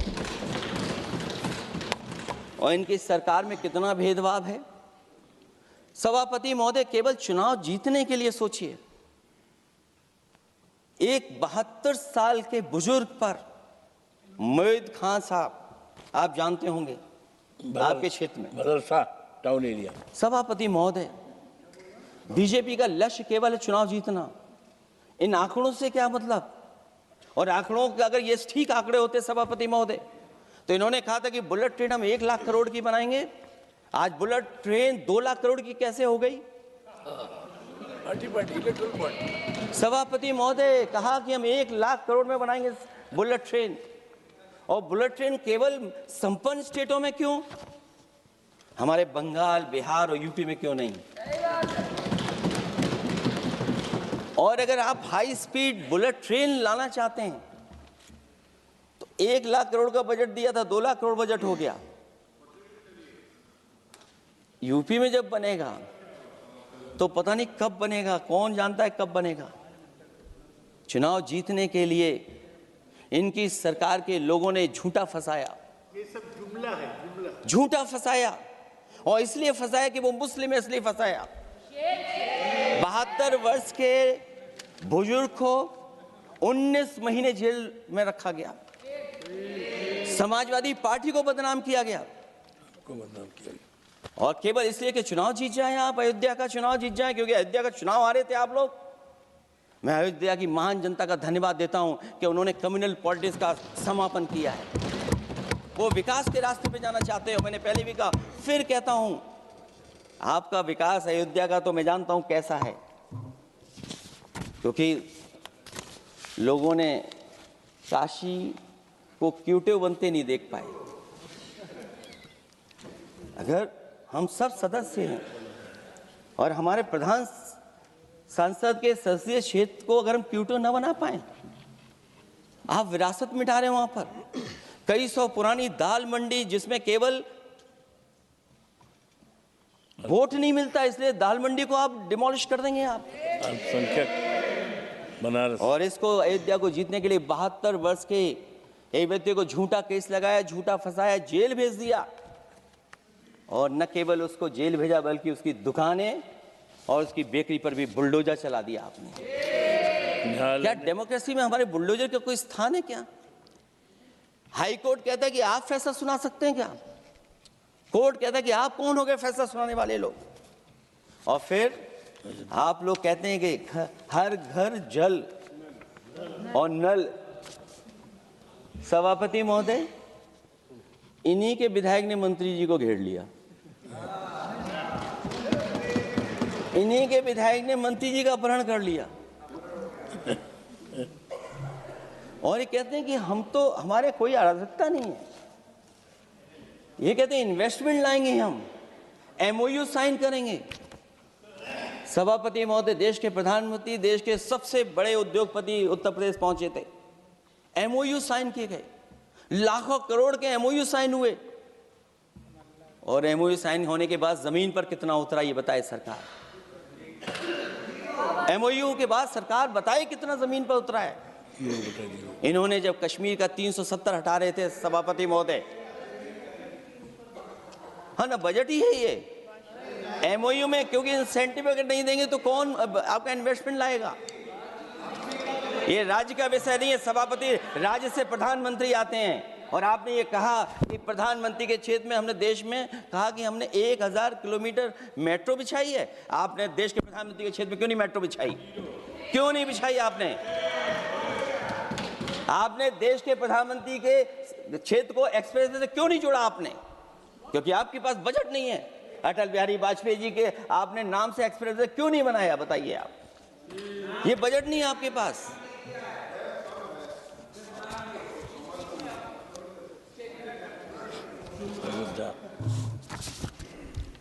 अयोध्या एयरपोर्ट घोटाला, एयरपोर्ट बनते ही पानी टपकने लगा। एयरपोर्ट तो दिल्ली का है, बजट तो दिल्ली ने दिया होगा। अयोध्या रेलवे स्टेशन, हमारे कन्नौज का रेलवे स्टेशन बनते ही गिर गया, और गिरने के बाद अभी तक नहीं बन पाया। तो ये बजट का हिस्सा नहीं है क्या? आप वाटरवेज बात कर रहे हैं, गंगा साफ नहीं है, आप पानी का जहाज कहां ले जाएंगे? बिहार में जाकर के रुक जाएगा। पिछली बार भी एक पानी का जहाज चला था, बनारस से जाते ही बिहार में रुक गया, जाकर के पटना भी नहीं पहुंच पाया। Rampath, sewer line smart city का हिस्सा है। आपका स्मार्ट सिटी कैसा है? इंदौर में पानी पीने से कितने लोगों की जान चलेगी सभापति महोदय? और कोई शहर बता दीजिए जहां कूड़ों का ढेर ना हो। जब देश के प्रधानमंत्री जी ने झाड़ू उठाया हो और उसके बाद भी कहीं कूड़ा ना हटे सभापति महोदय। भजन संध्या स्थल घोटाला हुआ, अंतर्राष्ट्रीय मीडिया सेंटर बनाया, उसमें भी पानी गिर रहा है। लाइट सजावट की चाइनीज आई हैं। हमारे देश का कारोबार कैसे उलझा दिया आपने? चीन और अमेरिका और थोड़ा बहुत रशिया, विदेश नीति तो असफल हुई है, लेकिन हमारा बाजार को भी पूरा बेच दिया। और चीन के सवाल पर सभापति महोदय, चीन हमारी जमीन पर भी निगाहें रखे हुए है और हमारे बाजार पे भी। इसलिए जो सरकार फैसला ले बड़ी सावधानी से ले। मैं कितनी बातें बताऊं, वहां पर सेना जमीन ले लिया, जमीनें जाने कहां चली गई हैं। इसलिए सभापति महोदय, ये बजट दिशाहीन है। ये 2047 में हमारा विकसित भारत तो नहीं बनेगा। और जिस तरीके से बेरोजगारी बढ़ी है, बेरोजगारी को लेकर के जो चिंता रही, हमेशा रहती थी, और जो सरकार ने बड़े बड़े फैसले भी लिए थे, जानकारी दी थी कि हम बेरोजगारी ऐसे दूर कर लेंगे। मेक इन इंडिया का जो सपना दिखाया था, आखिरकार मेक इन इंडिया का सपना कहाँ पूरा हो पा रहा है? मेक इन इंडिया का जो शेर था वो जंग खा रहा है सभापति महोदय। जो योजना लेकर के आए थे, एम्प्लॉयमेंट लिंक्ड इंसेंटिव्स, सरकार बताए कि हमें कितना उसमें लाभ पहुंचा है। 2024-2025 के बजट में इन योजनाओं के लिए 33,000 करोड़ रुपए आवंटित किए गए थे, लेकिन खर्च कितना हुआ? 1,700 करोड़ रुपया केवल। एक आपने पिछली बार सपना दिखाया था कि इंटर्नशिप की योजना, इंटर्नशिप वाली योजना जो घोषित की, जिसके लिए 10,000 करोड़ रुपए आवंटित किए थे आपने, लेकिन उसमें खर्च कितना हुआ है? 500 करोड़ रुपया। और जो लक्ष्य रखा था आपने रखा था 5 साल में 1 करोड़ लोगों को, लेकिन इसमें आए कितने? 1,65,000 लोगों ने फॉर्म भरा, ऑफर दिया उन्होंने, लेकिन फाइनली जिसमें ऑफर जिसका सिलेक्ट हुआ वो केवल 16,000 लोगों को काम पहुंचा है। सोचिए, हमारा देश इतना बड़ा, जहां करोड़ों को आप इस योजना से जोड़ना चाहते थे, केवल 16,000 लोग जाएंगे उसमें। ये आपको बेरोजगारी खत्म करने की योजना है आपकी?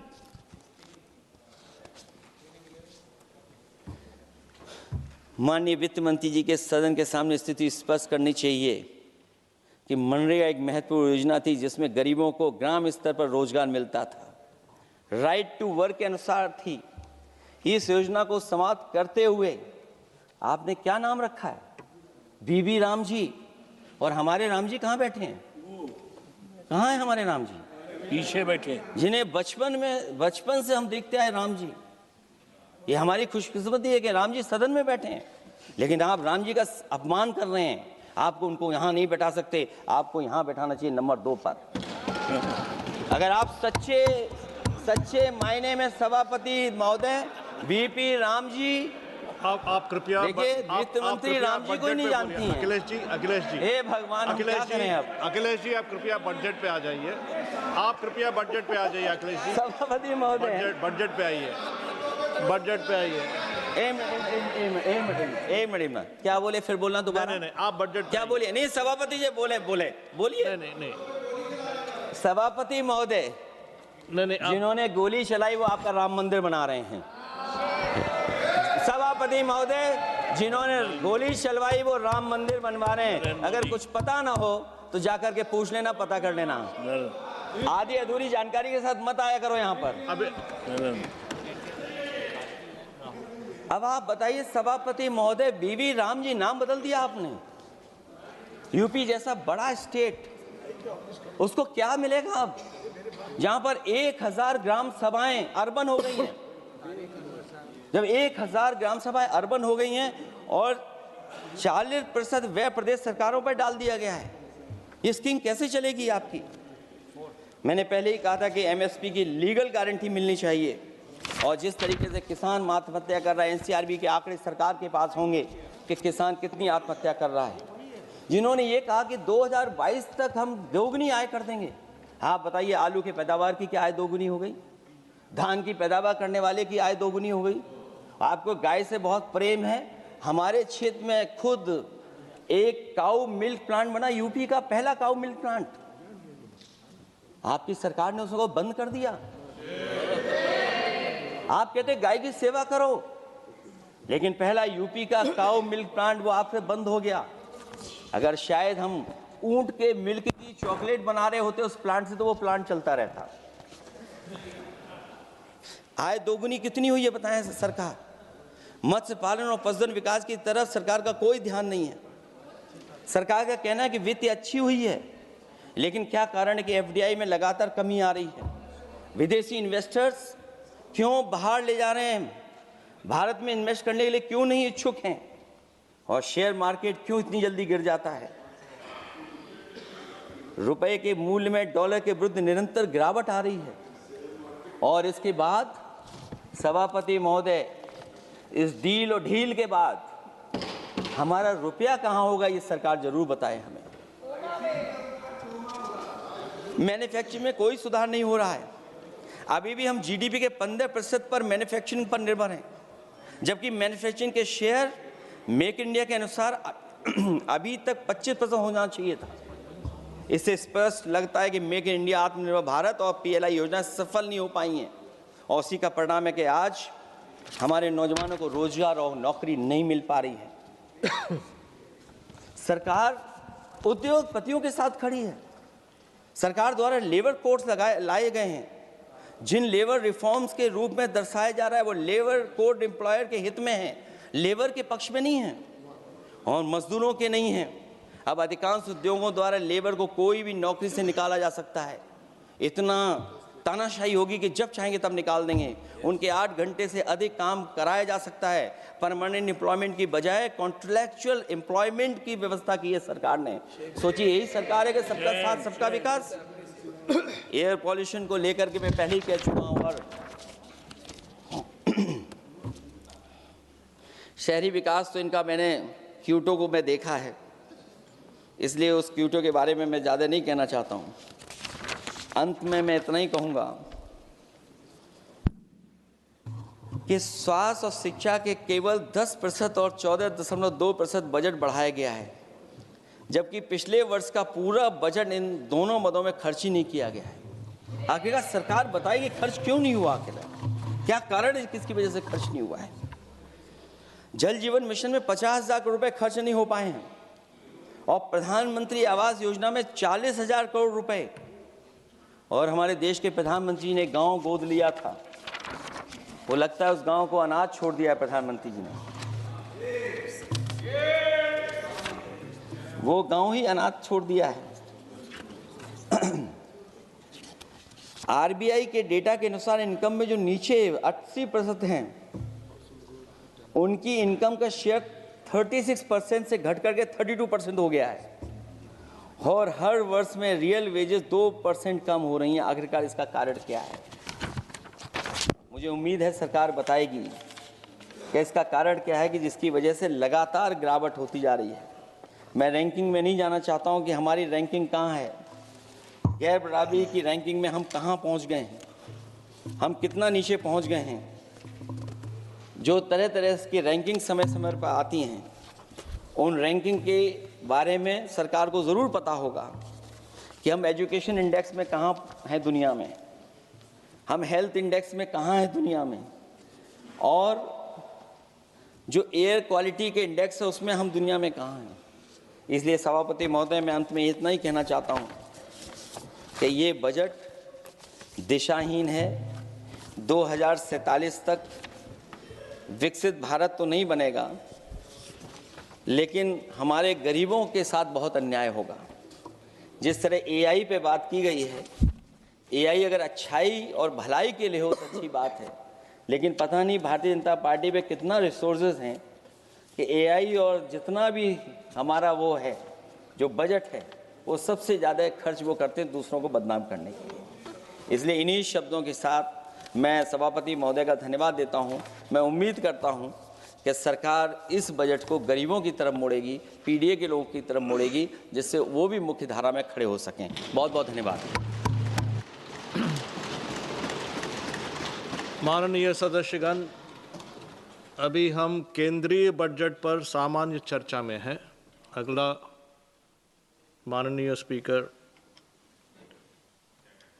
माननीय श्री अभिषेक बनर्जी जी।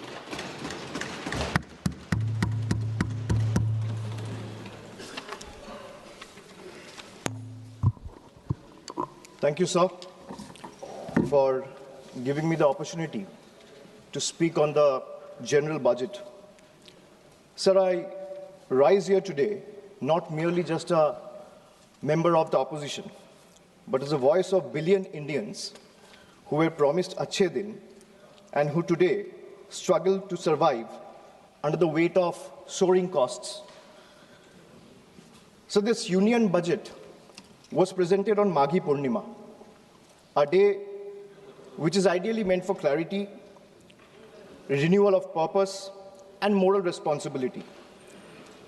Yet, sir, this budget offers none of these. It does not heal the economy. Rather, this budget curates headlines. It speaks loudly in slogans, but softly in solutions. So this is a budget that rewards those who can avoid taxes through privilege and punishes those who pay them honestly through compulsion. With all due respect to the Honorable Finance Minister, I think the Honorable Finance Minister is appearing to practice the Robin Hood model in reverse. She drains the poor through taxation and inflation while rewarding the rich with concessions and privileges. Sir, even a cup of tea today comes with GST, but relief for the common man comes with condition, clauses, terms, and regulation. This is not a simple tax regime. It's a maze where only the powerful knows the exit and the honest taxpayer keeps paying the entry fee. Sir, Akhilesh ji was speaking before me. He was saying, UP के लिए क्या मिला है, मैं इस budget में देखना चाह रहा था. Sir, 85 minutes का finance minister का speech था. Bengal was not even mentioned once. Even the freight corridor from Dankuni, referenced in this very budget, was originally announced by the then railway minister in 2009, which was Mamata Banerjee, who is now the chief minister of West Bengal. The constitution promises equality among states, but this government practices preference. Allies are funded while opponents are starved. So this is not a model of cooperative federalism. This is a model of subscription-based federalism. So the budget and the manner in which the government chooses to function forces us to confront a truth that we as citizens have been avoiding for too long. So in November 2021, on a stage thousands of miles away at the Kennedy Center, Veer Das, a young stand-up comedian from India, spoke of two Indias. Many laughed, some were offended, few paused to listen. But what he offered was not comedy. It was a warning, a prophecy, a mirror held up to a nation standing at the edge of its own contradictions. Because I too, sir, come from two India. And I come from an India which proclaims Ek Bharat, Shresth Bharat. And I also come from an India where mother tongue becomes a marker of suspicion, where speaking Bengali makes you a Bangladeshi and eating fish makes you a Mughal. Sir, I come from a part of India that gave birth to revolutionaries and wrote courage in blood. And I also represent an India where saying Joy Bangla or singing Amar Sonar Bangla is enough to strip you and brand you a labeled Ghuspetiya. Sir, I come from an India that thunders Sabka Saath, Sabka Vikas from every podium. And I come from an India where West Bengal's rightful dues to the tune of 1,96,000 crores are frozen in cold bureaucratic silence. Sir, what is withheld is not just money. What is withheld is dignity. What is withheld is constitutional promise that every Indian, every state stands equal before the union. This is not governance or federalism, sir. This is a message that you stand in line or you'll be made to pay the price. And that is the tragedy of our time. India has two faces, but that one India is being asked to kneel before the other is the truth that we all are facing today. Sir, I come from an India where the finance minister proudly declares with absolute confidence that India is the fastest growing economy in the world. And I come from another India where Bengal, after contributing 6.5 lakh crores in taxes in just last 7 years, is systematically denied its rightful share. So despite repeated requests and appeals, we have been denied employment under Manrega, housing under PM Awas Yojana, road connectivity under Gram Sadak Yojana, even basic drinking water under Jal Jeevan Mission is being stopped. So I come from an India that boasts of maximum governance, minimum government. And I also come from an India where governance means abandonment, where the poorest are forced to fight for roti kapra makan, where wages are held hostage, where houses are sanctioned on paper but erased in practice, where even drinking water becomes a bargaining chip in a political vendetta. I come from an India where farmers are stopped at the national capital with nail embedded in the roads with concrete barricades. And I also come from an India where terrorists can enter the national capital and carry out blasts killing 15 innocent people. I come from an India where we are told, and I quote, India's borders are safe and they cannot be violated. A promise that is made from the highest office. And I also come from an India where that promise lies in ruins. Terrorists crosses our border, infiltrated heavily guarded militarized zones like Pahalgam, and gunned down 26 innocent civilians under broad daylight. And Honorable Sir, all of these, the abandonment, the broken promises, the selective cruelty, it's not random, it's not accidental. It flows from a single, unmistakable principle of this budget. So this budget is built on a single unmistakable principle, that is triple, teen. A writer once said, there are three kinds of lies. Lies, damned lies, and statistics. Modern India lives with three certainties: pressure that mounts, taxes that multiply, and trust that is betrayed.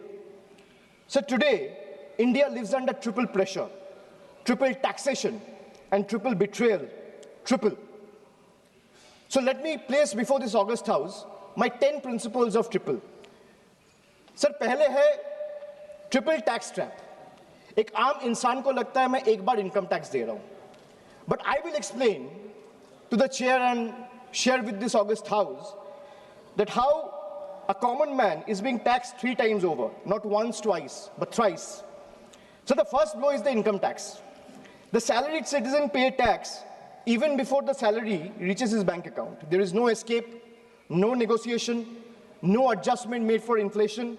In today's India, honesty doesn't pay, it costs. So number 2 is GST. From the first biscuit with the morning tea to a school notebook, from sugar and spices in the kitchen to the electricity bills, from hospital expenses to medical expenses, from soap in the bathroom to the software at work, indirect taxes follows everywhere. Sir, जहां सरकार की welfare schemes नहीं पहुंचती है, वहां भी GST पहुंच जाती है. The government celebrates record GST revenue, but this number do not reflect growth or prosperity. They reflect a system squeezing revenue from consumption, often from necessity, not choice. So third tax is inflation, the most silent tax of all. The tax that rises without permission and collects without responsibility. It's a slow leak in the common man's wallet. For the middle class, inflation feels like the salary comes on time, but it doesn't last the month. The same grocery list costs more, the same school fees feel heavier, and the same electricity bill shocks more than even before. Nothing extra is being bought, yet money disappears faster. It quietly eats into savings meant for children's education, family travel, medical emergency, or old age. Sir, I come from an India that proudly calls itself a Vishwa Guru. And I also come from an India that is teaching the world how to extract triple tax out of a single citizen. So my triple number 2, triple pain of proving your existence. So let us be honest. Voting today is no longer considered enough. Having one's name on the electoral rolls for decades is no longer enough. Even service to the nation is no longer enough.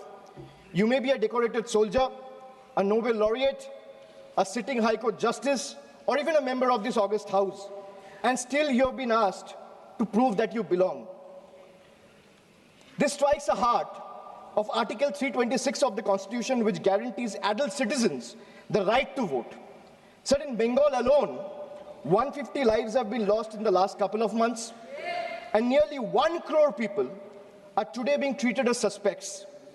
If electoral rolls are so unreliable that every citizen must continually reprove their legitimacy, then by that same logic, sir, the legitimacy of this very house, formed on the basis of this very electoral rolls, is itself questionable.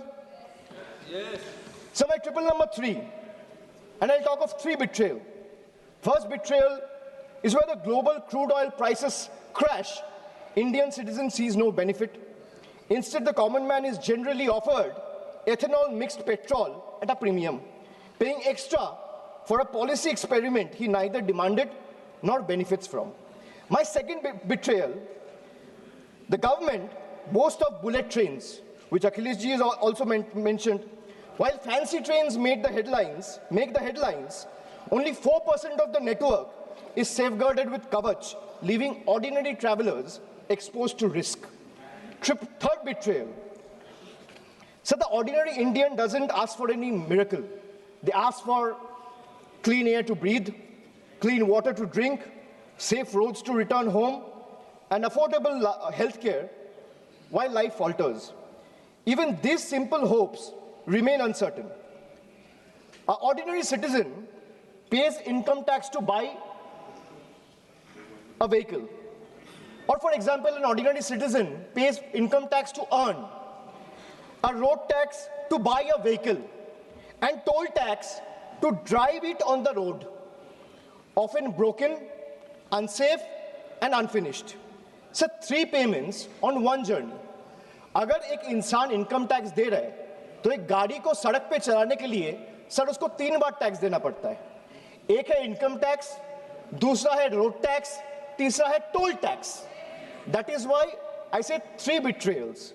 So now I'll come to triple bonanzas for the rich. So this budget reveals a clear pattern. First, a triple bonanza for the elites and a triple lock on the poor.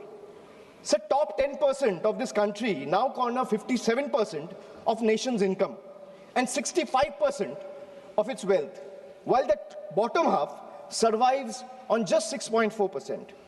In this economy, money earns money, but survival earns nothing. Second, so if you look at taxation and support, foreign cloud giants are handed tax holidays, while Indian MSME, the very backbone of employment, are left empty-handed. Sir, relief exists on paper, but in actual distress exists on the ground. Third, corporate India gets red carpet, easier property rules, wider equity access for NRIs and massive infrastructure promises, but the result of these government policies is not competition, it is concentration. Oligopolies flourish, entry barriers rise, and ordinary entrepreneurs are kept outside the gate, watching cronies grow richer with the union's support. Sir, I come from an India where wealth is applauded as a virtue. And I also come from an India where survival itself is treated as ambition. I come from an India where policy quietly opens the gates for the powerful. And I also come from an India that stand outside those gates with hands folded, backs bent, hearts heavy, and eyes raised, hoping that one day these gates will open for them too. Now my 555, farmers. So the budget completes a cycle of betrayal. Every day, nearly 30 farmers dies by suicide. Not because they failed, but because policy failed them. 5 years after the historic farmers' movement, which saw 700 lives lost, the union government has still refused to legalize MSP. Promises were made at protest sites, assurances were echoed in parliament, but delivery never followed. And now, adding salt to the injury, the government has now announced a trade deal with the United States that will open Indian markets to heavily subsidized American farm produce. The deal may benefit American farmers, but it will depress prices, destroy competitiveness, and further marginalize Indian farmers who struggle without MSP protection. So this is not a trade policy. This is an abandonment of our Annadata. Sir, I have a tweet right in front of me, which I want to show or place before you. Sir, Secretary Brooke Rollins, who is the Agricultural Secretary of the United States, she said, and this is 5 days back, on the day when the trade deal was announced, she's clearly saying, new US-India deal will export more American farm products to India's massive market. In 2024, America's agricultural trade deficit with India was 1.3 billion. India's growing population is an important market for American agricultural products, and today's deal will go a long way to reduce that deficit. So this is not my tweet. She clearly says, thank you, President of the United States, for once again delivering for our American farmers. If the government doesn't agree with a tweet, so where is the disapproval letter, or where is the communication that the government has sent in protest to the tweet that has been sent out 5 days back? Sir, America का agriculture secretary कह रहा है इस deal से America का किसानों का फायदा है, इसीलिए हम अमेरिका का सभापति का धन्यवाद करता है. And the Indian government of the union has not written a line in protest of what the agriculture secretary has tweeted. So now I come to youth. So the much publicized PM internship scheme was allocated over 10,800 crores. Less than 5% of the amount has been utilized. Similarly, the PM Young Achiever Scholarship, which was meant to uplift the talented students from marginalized backgrounds, saw 31% of its fund go unused in financial year 25-26. Sir, if I speak of women, more than 86 women are raped every day in this country. A number that reflects systematic collapse, not isolated crime. Sir, Bengal exercised its constitutional authority and passed the Aparajita Bill, a stringent anti-rape law providing the strongest deterrence against crime against women. So the bill was duly sent to the union through the governor about 18 to 19 months ago. For a year and a half, it has remained pending without any decision. So when a democratically passed law maintained to strengthen protection is left in a limbo, it expresses a lack of intent. This reminds me that I come from an India that promises to double farmers' income. And I come from an India where 1,11,174 farmers and agricultural laborers, brothers and sisters, have been forced to commit suicide. I come from an India which launched Beti Bachao, Beti Padhao, and I come from another India where every 16 minutes a rape or a crime against women is being reported. So now I come to 3 cracks in the Constitution. Number 1, it's a hatred has now been normalized. It has moved from margin to the mainstream. Sir, if I talk about cases registered for promoting enmity between religious and social groups, the number of cases has doubled between 2021 and 2023. And this rise didn't happen in silence. It happened alongside political speeches, public rallies, and calculated dog whistles. When hate goes unpunished, it spreads. When it spreads, minorities pay the price. Second, hate is no longer whispered. It has become a broadcast. So our country has documented more than 1,300 hate speeches in a single year. When such volume of hate fills public space, the government refuses to act decisively, swiftly, then the message is clear, sir. Intimidation is tolerated and silence is the union's policy. Third, sir, the education empowerment scheme under the Ministry of Minority Affairs has just used 8% of its total funds, while the 35% of the ministry's allocation, 27% under tribal affairs, and 28% under scheduled tribes remain unutilized. Sir, even schemes like a scholarship like Maulana Azad National Fellowship, pre-matric scholarship, and Paro Pradesh have been hollowed out. So now I come to 777, which is the triple power grab. Over the last decade, the government has treated institutions as the government's own personal property. So the parliament is silenced, debates are curtailed, scrutiny is abandoned, and even the deputy speaker's post is kept vacant because dissent is inconvenient. Sir, investigating agencies no longer investigate, they intimidate, chasing the opposition with raids and arrests. While convictions become negligible, as independent institutions weakened, public institutions are put on the auction block. Air India, BPCL, the shipping corporation, built by generation with public money, are being sold like distressed assets, hastily, without any sort of accountability. So this is described as reform, but it is actually a managed handover. When institutions are bent to serve power and national assets are reduced to headlines and handover, the constitution is not broken in protest, it's torn apart. Sir, I come from an India where the Honorable Prime Minister says, na khaunga, na khane dunga. And I also come from an India where questioning the washing machine that gave reprieve to 23 of the 25 leaders who joined the BJP makes you the most corrupt one. So now I come to triple jumla on finances. Agriculture.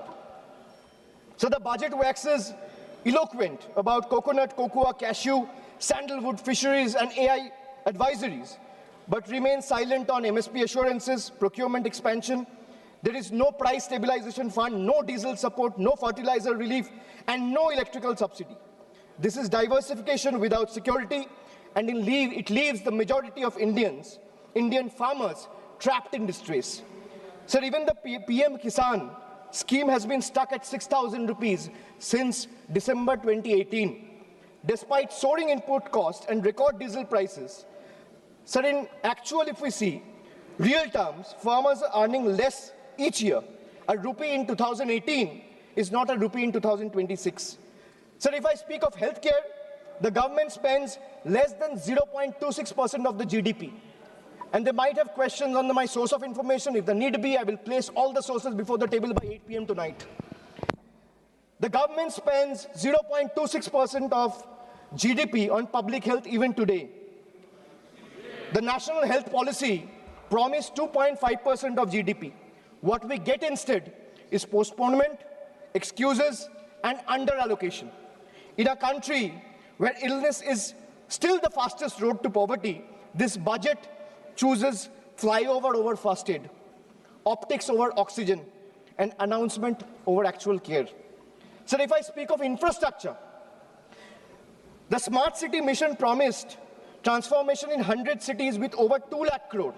Yet a decade later, what we have is half-dug roads and half-built homes. Instead of finishing the job, this budget announces new economic regions. Sir, under the Jal Jeevan Mission, funds were cut by 74%, forcing states to pick up the bill. In higher education, 55,000 crore is spent on management, but 2.68 crore on infrastructure, not even enough to build a world-class lab. So now I come to my 999, the triple truth trap. And what I mean by truth is, the accountability on the government, sir, primarily rests on three pillars. One is the RTI Act. But when I speak of transparency, it diluted the RTI Act by expanding personal information as a ground for refusal. Sir, if you speak of PM cares, the PMO claims it lies outside the purview of RTI because it's a private fund. A fund that is created by public authority in a public office with the money of the people is being claimed as a private fund. There's no accountability. Sir, NFHS and NCRB data has been frozen because welfare still runs on census 2011. Sir, if I am to summarize the budget from the perspective of three stalwarts, B.R. Ambedkar warned us. What is the moral verdict of the budget? If we were to look at it from the perspective of Dr. Ambedkar, Gandhiji, or Swami Vivekananda, Dr. Ambedkar warned us that democracy is not just institutions. It is a constitutional morality. Gandhiji taught us economics divorced from ethics is violence. Swami Vivekananda reminded us that a nation cannot rise by crushing the weakest. Well, this budget violates all three. In today's India, sir, tax does not follow income.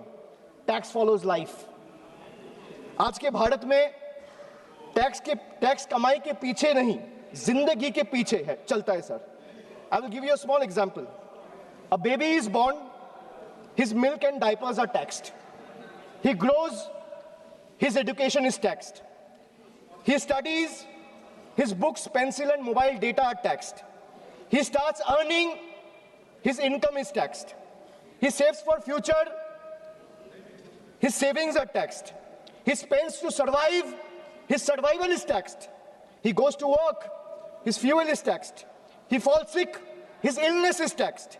He grows old, pension and healthcare are also taxed. And Honorable Speaker, even after his death, the family still pays tax.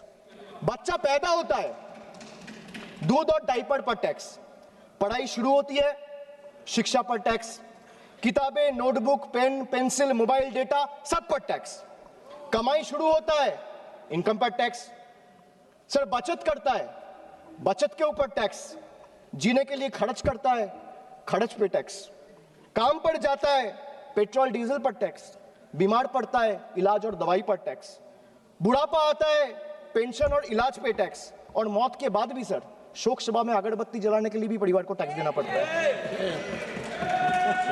This summarizes the budget. Sir, I am addressing the chair. I'm sure the finance minister will have a reply ready. When she is given the opportunity to speak, she can quote me, and if I am misleading the house, she can take my name and then place her arguments.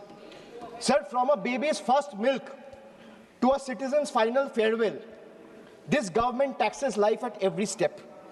जन्म से लेके अंतिम संस्कार तक हर कदम पर tax. ये reform नहीं sir, ये लाइफ टाइम टैक्स ट्रैप है. Sir, now I come to 1010, मेरा लास्ट ट्रिपल. मैंने 9 ट्रिपल का बात किया, अब 10वां कर रहा हूं. Sir, I will and with 3 dates, 3 moments of history: 2016, 2021 and 2024. 3 elections, 3 verdicts, 3 decisive defeats for the BJP in West Bengal. And after this triple defeat, a 4th one is no longer a warning. It is approaching. Sir, मैं ज़्यादा घुमाऊंगा नहीं. Let me come straight. Sir, the government want to punish Bengal. Let them proceed. We won't bow. You want to freeze our funds? We will persist. मैं क्यों कह रहा हूं persist? क्योंकि पीएम आवास से लेके, सड़क से लेके, मनरेगा से लेके सारे पैसे बंगाल के पिछले 5 साल से ये सरकार ने रोक के रखा है। प्रधानमंत्री ने आत्मनिर्भर भारत की बात किया है, हम स्वनिर्भर बंगाल क्या होता है काम करके दिखाया है। So you want to punish Bengal? Proceed, we won't bow. You want to freeze our funds? We will persist. You want to profile and persecute our youth? We will protect them. You want to starve our schemes? We will sustain our people. Bengal's spine was not ever bent by surrender, nor softened by sermons of hate. It is forged in struggle, tempered in sacrifice, and is not for sale. Go ahead, send your audits. We will answer them. Unleash your agencies. We will confront them. Delay our clearances. We will chronicle every day stolen, every stolen day. But remember this, files can be frozen, funds can be stalled, voices can be suppressed, but memories can't be erased. And when the people rise and the ballot breaks the silence, we will settle the final account.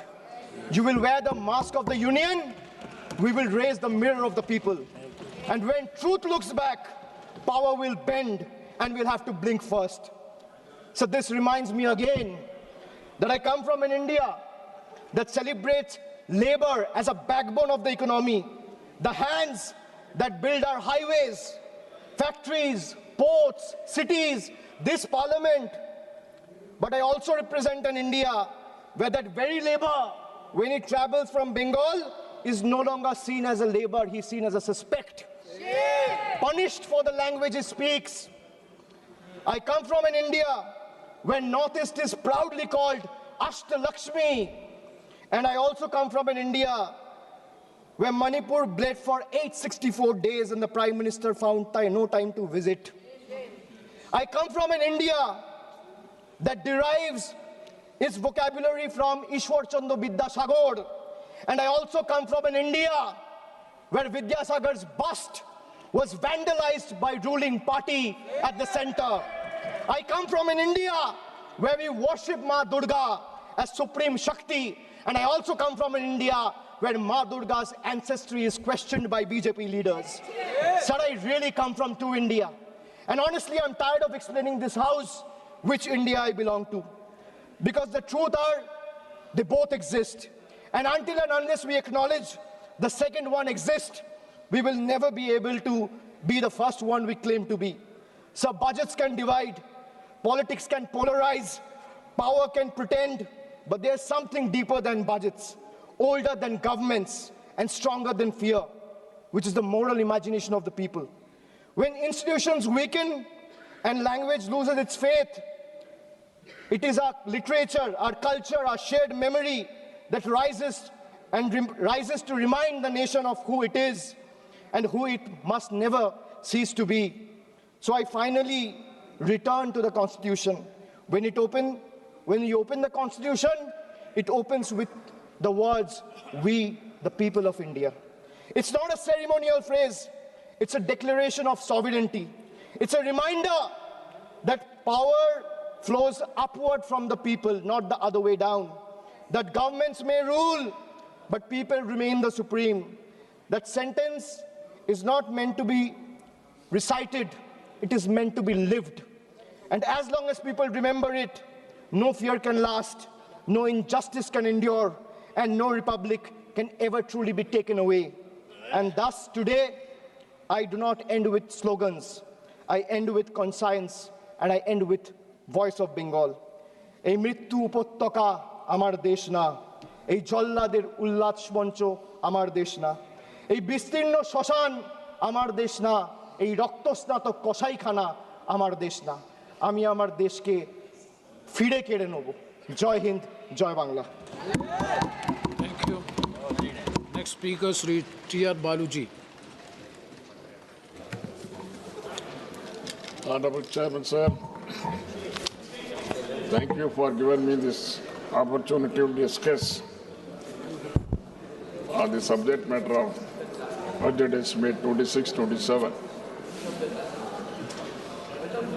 First of all, I would like to congratulate Madam Nirmala Sitharamanji for having brought the budget estimates for the consecutive 9th time. Next to Mr. Chidambaram, who has also done the same thing in the same parliament. Sir, Finance Minister claims she aims at developed India by 2047. India has programmed like artificial intelligence, biopharma, semiconductors, critical minerals, and they are given a lot of priority and importance. But the question is, how efficiently Madam Nirmala ji is going to implement them with a sustained push. So strategy of the government is said to be reducing revenue expenditure and increasing capital expenditure. It is also claimed that revenue expenditure has fallen by 11% in the last 10 years. That is from 88% in 2014-15 to 77% 26-27. It is also stated that the reduction of the revenue expenditure included 7% of subsidies. But what is the reality? Well, usual practice is reduction of subsidies in the budget estimate, and in the next 6 months we come up with additional demands for subsidies through supplementary demands. That is what I have also mentioned in the last supplementary demands in 25-26. Within 6 months, things became haywire. Now at the end of the current fiscal year, you are saying that the revenue receipts shortfall is around 78,086 crores. Decrease in revenue expenditure is 1,05,503 crores. The fall in capital expenditure is 1,44,376 crores. It's a very huge fall. It gives no hope of credibility. Budget 26-27. Expenditure estimated is 53.43 lakhs crores. Expenditure proposed in 25-26 was 50.65 lakhs crores. Now FM is asking 3 lakh crores more in upcoming fiscal year.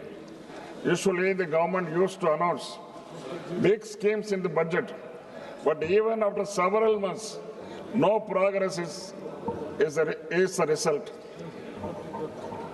Last year, 15th August, Employment Linked Incentive, ELI, scheme was announced, and the incentive to labor and industry to provide additional 3.5 lakhs crores, 5 crores jobs, with the outlay of 99,446 crores was launched, but the scheme has not taken off. Another non-starter is Research and Development Innovation, RDI scheme, announced with the effect from 1/7/25 and was said to be implemented with a corpus of 1 lakh crore, and provision of 20,000 crores was made in 25-26 budget. But no progress has been achieved in this effort.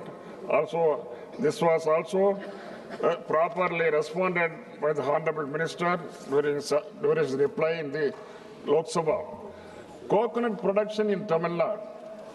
Tamil Nadu is the second largest coconut production state. 12 lakh acres are under cocoa cultivation, next to paddy.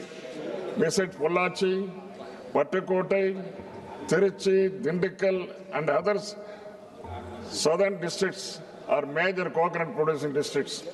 It has got high export potential to an extent of 3,500 crores per year. The production has fallen because of the root diseases, but Government of India has not taken care, and the root diseases still remain. Economic survey pointed out that the agricultural growth has slowed down to 3.5% in 25-26 from 4.4%, nearly 1.1% fall. The tariff and trade agreement unilaterally announced by USA bound to open floodgates to import of agricultural products into India. This will be disastrous for our farmers and farm sector. The Finance Minister has said in her speech that rich value crops like coconut, cocoa, sandalwood, cashews, etc. will be given special support. But the allocation was just 350 crores only. The farmers' organization are condemning this announcement of government is nothing but a naive rhetoric. Banana is another crop that requires special attention and support from Government of India. Tamil Nadu is #1 in banana cultivation and exports around 4,000 crores every year. Government of India should come forward to give special intensive to banana cultivation to boost exports. Union government has been giving stepmotherly treatment to Tamil Nadu, and there has been no special scheme or financial allocation so far. Even the prestigious projects like Setu Samudram, which were implemented by UPA, has been shelved on political grounds. UPA government had gifted 69 large projects and very important projects in all sectors during 2004 and 2014.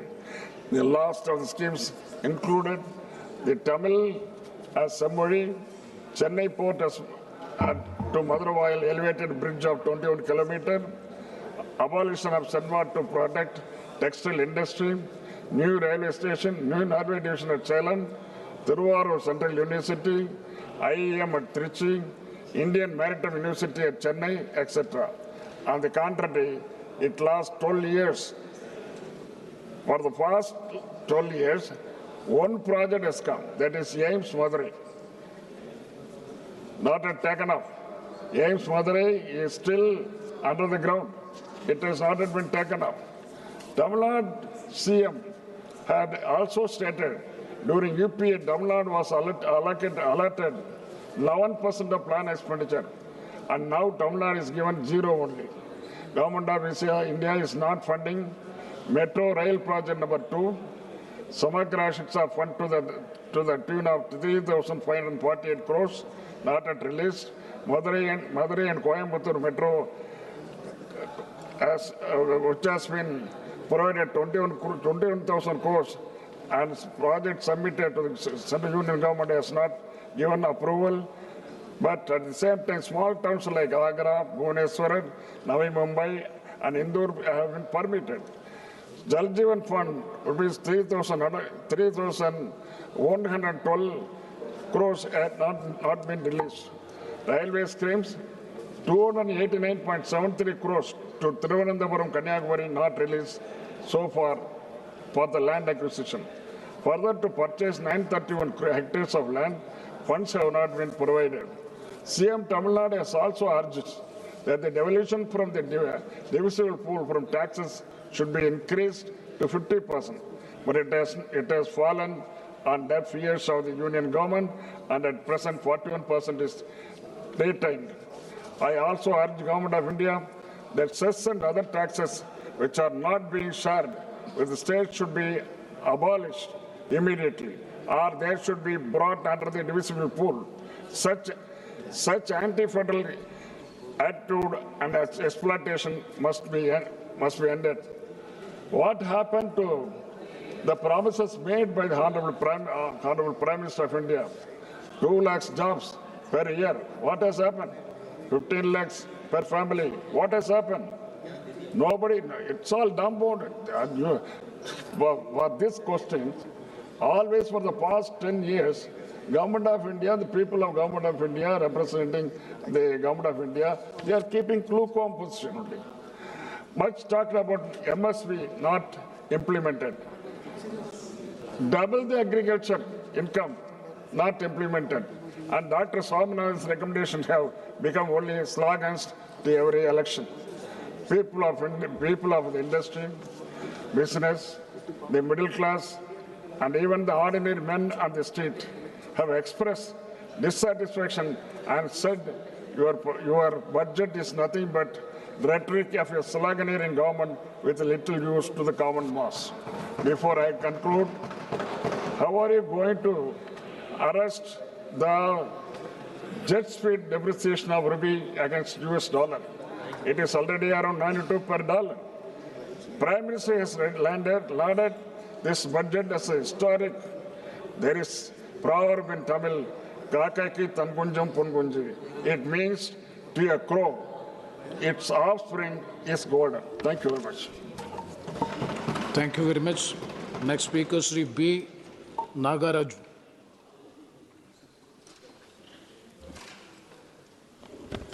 Respected Speaker, sir, మన గౌరవనీయ ప్రధానమంత్రి నరేంద్ర మోడీ గారి యొక్క దూరదృష్టి నాయకత్వాన్ని ప్రశంసిస్తూ 2026-2027 ఆర్థిక సంవత్సరానికి ముందు చూపుతో మరియు ఆర్థిక క్రమశిక్షణతో కూడినటువంటి కేంద్ర బడ్జెట్ను సమర్పించినటువంటి గౌరవనీయులైన ఆర్థిక మంత్రి నిర్మలా సీతారామన్ గారిని అభినందిస్తూ వికసిత్ భారత్ లక్ష్యంగా ఈ ఆర్థిక సంవత్సరపు బడ్జెట్ను 3 కర్తవ్యాల ఆధారంగా రూపుదిద్దుకుంది అధ్యక్ష. అందులో భాగంగా మొదటి అంశం వచ్చేసి ఆర్థిక వృద్ధిని వేగవంతం చేయడం, రెండవ అంశం వచ్చేసి సామర్థ్యాన్ని పెంపొందించడం, మూడవ అంశం సమగ్రాభివృద్ధిని నిర్ధారించడం. ఈ 3 అంశాల ఆధారంగా ఇది స్పష్టమైన మ్యాక్రో ఆర్థిక దిశను నిర్దేశిస్తూ ఉంది అధ్యక్ష. ఇకపోతే ఈ బడ్జెట్లో ముఖ్యంగా అధ్యక్ష నాన్ డెబిట్ రిసిప్ట్స్ కోసం 36.5 లక్షల కోట్ల రూపాయలను మరియు మొత్తం వ్యయంను 53.5 lakhs కోట్లను అంచనా వేయబడింది అధ్యక్ష. మూలధన వ్యయం వచ్చేసి 12.2 లక్షల కోట్లకు పెంచబడింది అధ్యక్ష, ఎన్నడూ లేని విధంగా. అంతేగాక ఇది వచ్చేసి ముఖ్యంగా ఈ బడ్జెట్లో మౌలిక వసతుల మరియు ఆధారిత వృద్ధికి ప్రభుత్వం యొక్క కట్టుబాటును చూపిస్తూ ఉంది అధ్యక్ష. ఇకపోతే ఆర్థిక లోటు వచ్చేసి జీడిపిలో 4.3% తగ్గించబడింది. రుణం మరియు జీడిపి నిష్పత్తి 55.6%కి తగ్గేలా అంచనా వేయబడింది అధ్యక్ష. ఈ సంఖ్యలన్నవి అభివృద్ధి మరియు ఆర్థిక క్రమశిక్షణ మధ్య సమతుల్యతను ప్రతిబింబిస్తూ ఉన్నాయి అధ్యక్ష. ఇకపోతే అధ్యక్ష ప్రతిపక్షాలు ఇంతసేపు వారి యొక్క స్పీచ్లో ఎంతసేపు ఉన్నా కూడా గవర్నమెంట్ మీద నిందలు మోపుతూ బడ్జెట్ మీద ఇది చేస్తా ఉన్నది సరికాదు అధ్యక్ష. ఎందుకంటే భారత్ అనేది తయారీ రంగంలో మేక్ ఇన్ ఇండియాలో ఎస్పెషల్లీ వ్యూహాత్మక రంగాలకు పెద్దపీట వేయబడింది అధ్యక్ష. అందులో భాగంగా బయోఫార్మా శక్తి కోసం 10,000 కోట్ల రూపాయలను మరియు ఎలక్ట్రానిక్స్ భాగాల తయారీకి 40,000 కోట్ల రూపాయలను, కార్బన్ క్యాప్చర్ సాంకేతికలకు 20,000 కోట్ల రూపాయలను మరియు ఛాంపియన్ ఎస్ఎంఈల కింద 10,000 కోట్ల రూపాయల నిధిని ఈ బడ్జెట్లో ఏర్పాటు చేశారు అధ్యక్ష. ఇకపోతే అధ్యక్ష ఇప్పుడున్నటువంటి ఆధునిక యుగంలో పాశ్చాత్య దేశాలతో పోటీ పడుతూ టెక్నాలజీని ఇప్పుడున్నటువంటి ప్రజలకు అవసరాల కోసం ఏ రోజుకి ఆ రోజు పోటీ పడుతూ ఈ బడ్జెట్లో 7 హైస్పీడ్ రైలు కారిడార్లను ప్రతిపాదించబడ్డాయి అధ్యక్ష. అంతేగాక 20 జాతీయ జల మార్గాలు అభివృద్ధి చేయబడుతున్నాయి అధ్యక్ష. మూలధన వ్యయం కింద చరిత్రాత్మక స్థాయిలో ఎన్నడూ లేని విధంగా ఉపయోగిస్తూ ఉన్నారు అధ్యక్ష. ఇకపోతే ఇది సాధారణ బడ్జెట్ కాదు అధ్యక్ష, ఇది నిర్మాణాత్మక సంస్కరణల బడ్జెట్గా భావిస్తున్నాను అధ్యక్ష. సరఫరా గొలుసులను మరియు బలోపేతం చేయడమే కాకుండా ఎగుమతులను పెంపొందించడం మరియు సూక్ష్మ మరియు మధ్య తరహా పరిశ్రమలను ప్రోత్సహించడంలో భాగంగా రైతులకు మద్దతు ధర ఇవ్వడంలో మరియు భారతదేశాన్ని గ్లోబల్ పోటీలో ముందుకు తీసుకెళ్లడంలో భాగంగా ముఖ్య ఉద్దేశంగా ఈ బడ్జెట్ను రూపొందించారని తెలియజేస్తా ఉన్నాను అధ్యక్ష. అధ్యక్ష ఇప్పుడు ముఖ్యంగా మా ఆంధ్ర రాష్ట్రానికి ఈ బడ్జెట్ ఆంధ్ర రాష్ట్రానికి ఎలా ప్రయోజనం చేకూర్చిందో ప్రత్యేకంగా 2 విషయాల్లో ప్రస్తావించదలుచుకున్నాను అధ్యక్ష. 16వ ఆర్థిక సంఘం సిఫార్సుల మేరకు ఆంధ్రప్రదేశ్ రాష్ట్రానికి 64,320 కోట్ల రూపాయలను కేటాయించబడ్డాయి అధ్యక్ష. విభజిత ఆంధ్రప్రదేశ్లో రాష్ట్ర వాటా 4.21%గా పెరిగింది. ఇది రాష్ట్ర అభివృద్ధి అవసరాలను గుర్తించిన నిర్ణయంగా భావిస్తున్నాం అధ్యక్ష. ఎందుకంటే ఈ విషయంలో మేము గౌరవ నిర్మలా సీతారామన్ మేడం గారికి మరొకసారి ధన్యవాదాలు తెలియజేస్తున్నాను అధ్యక్ష.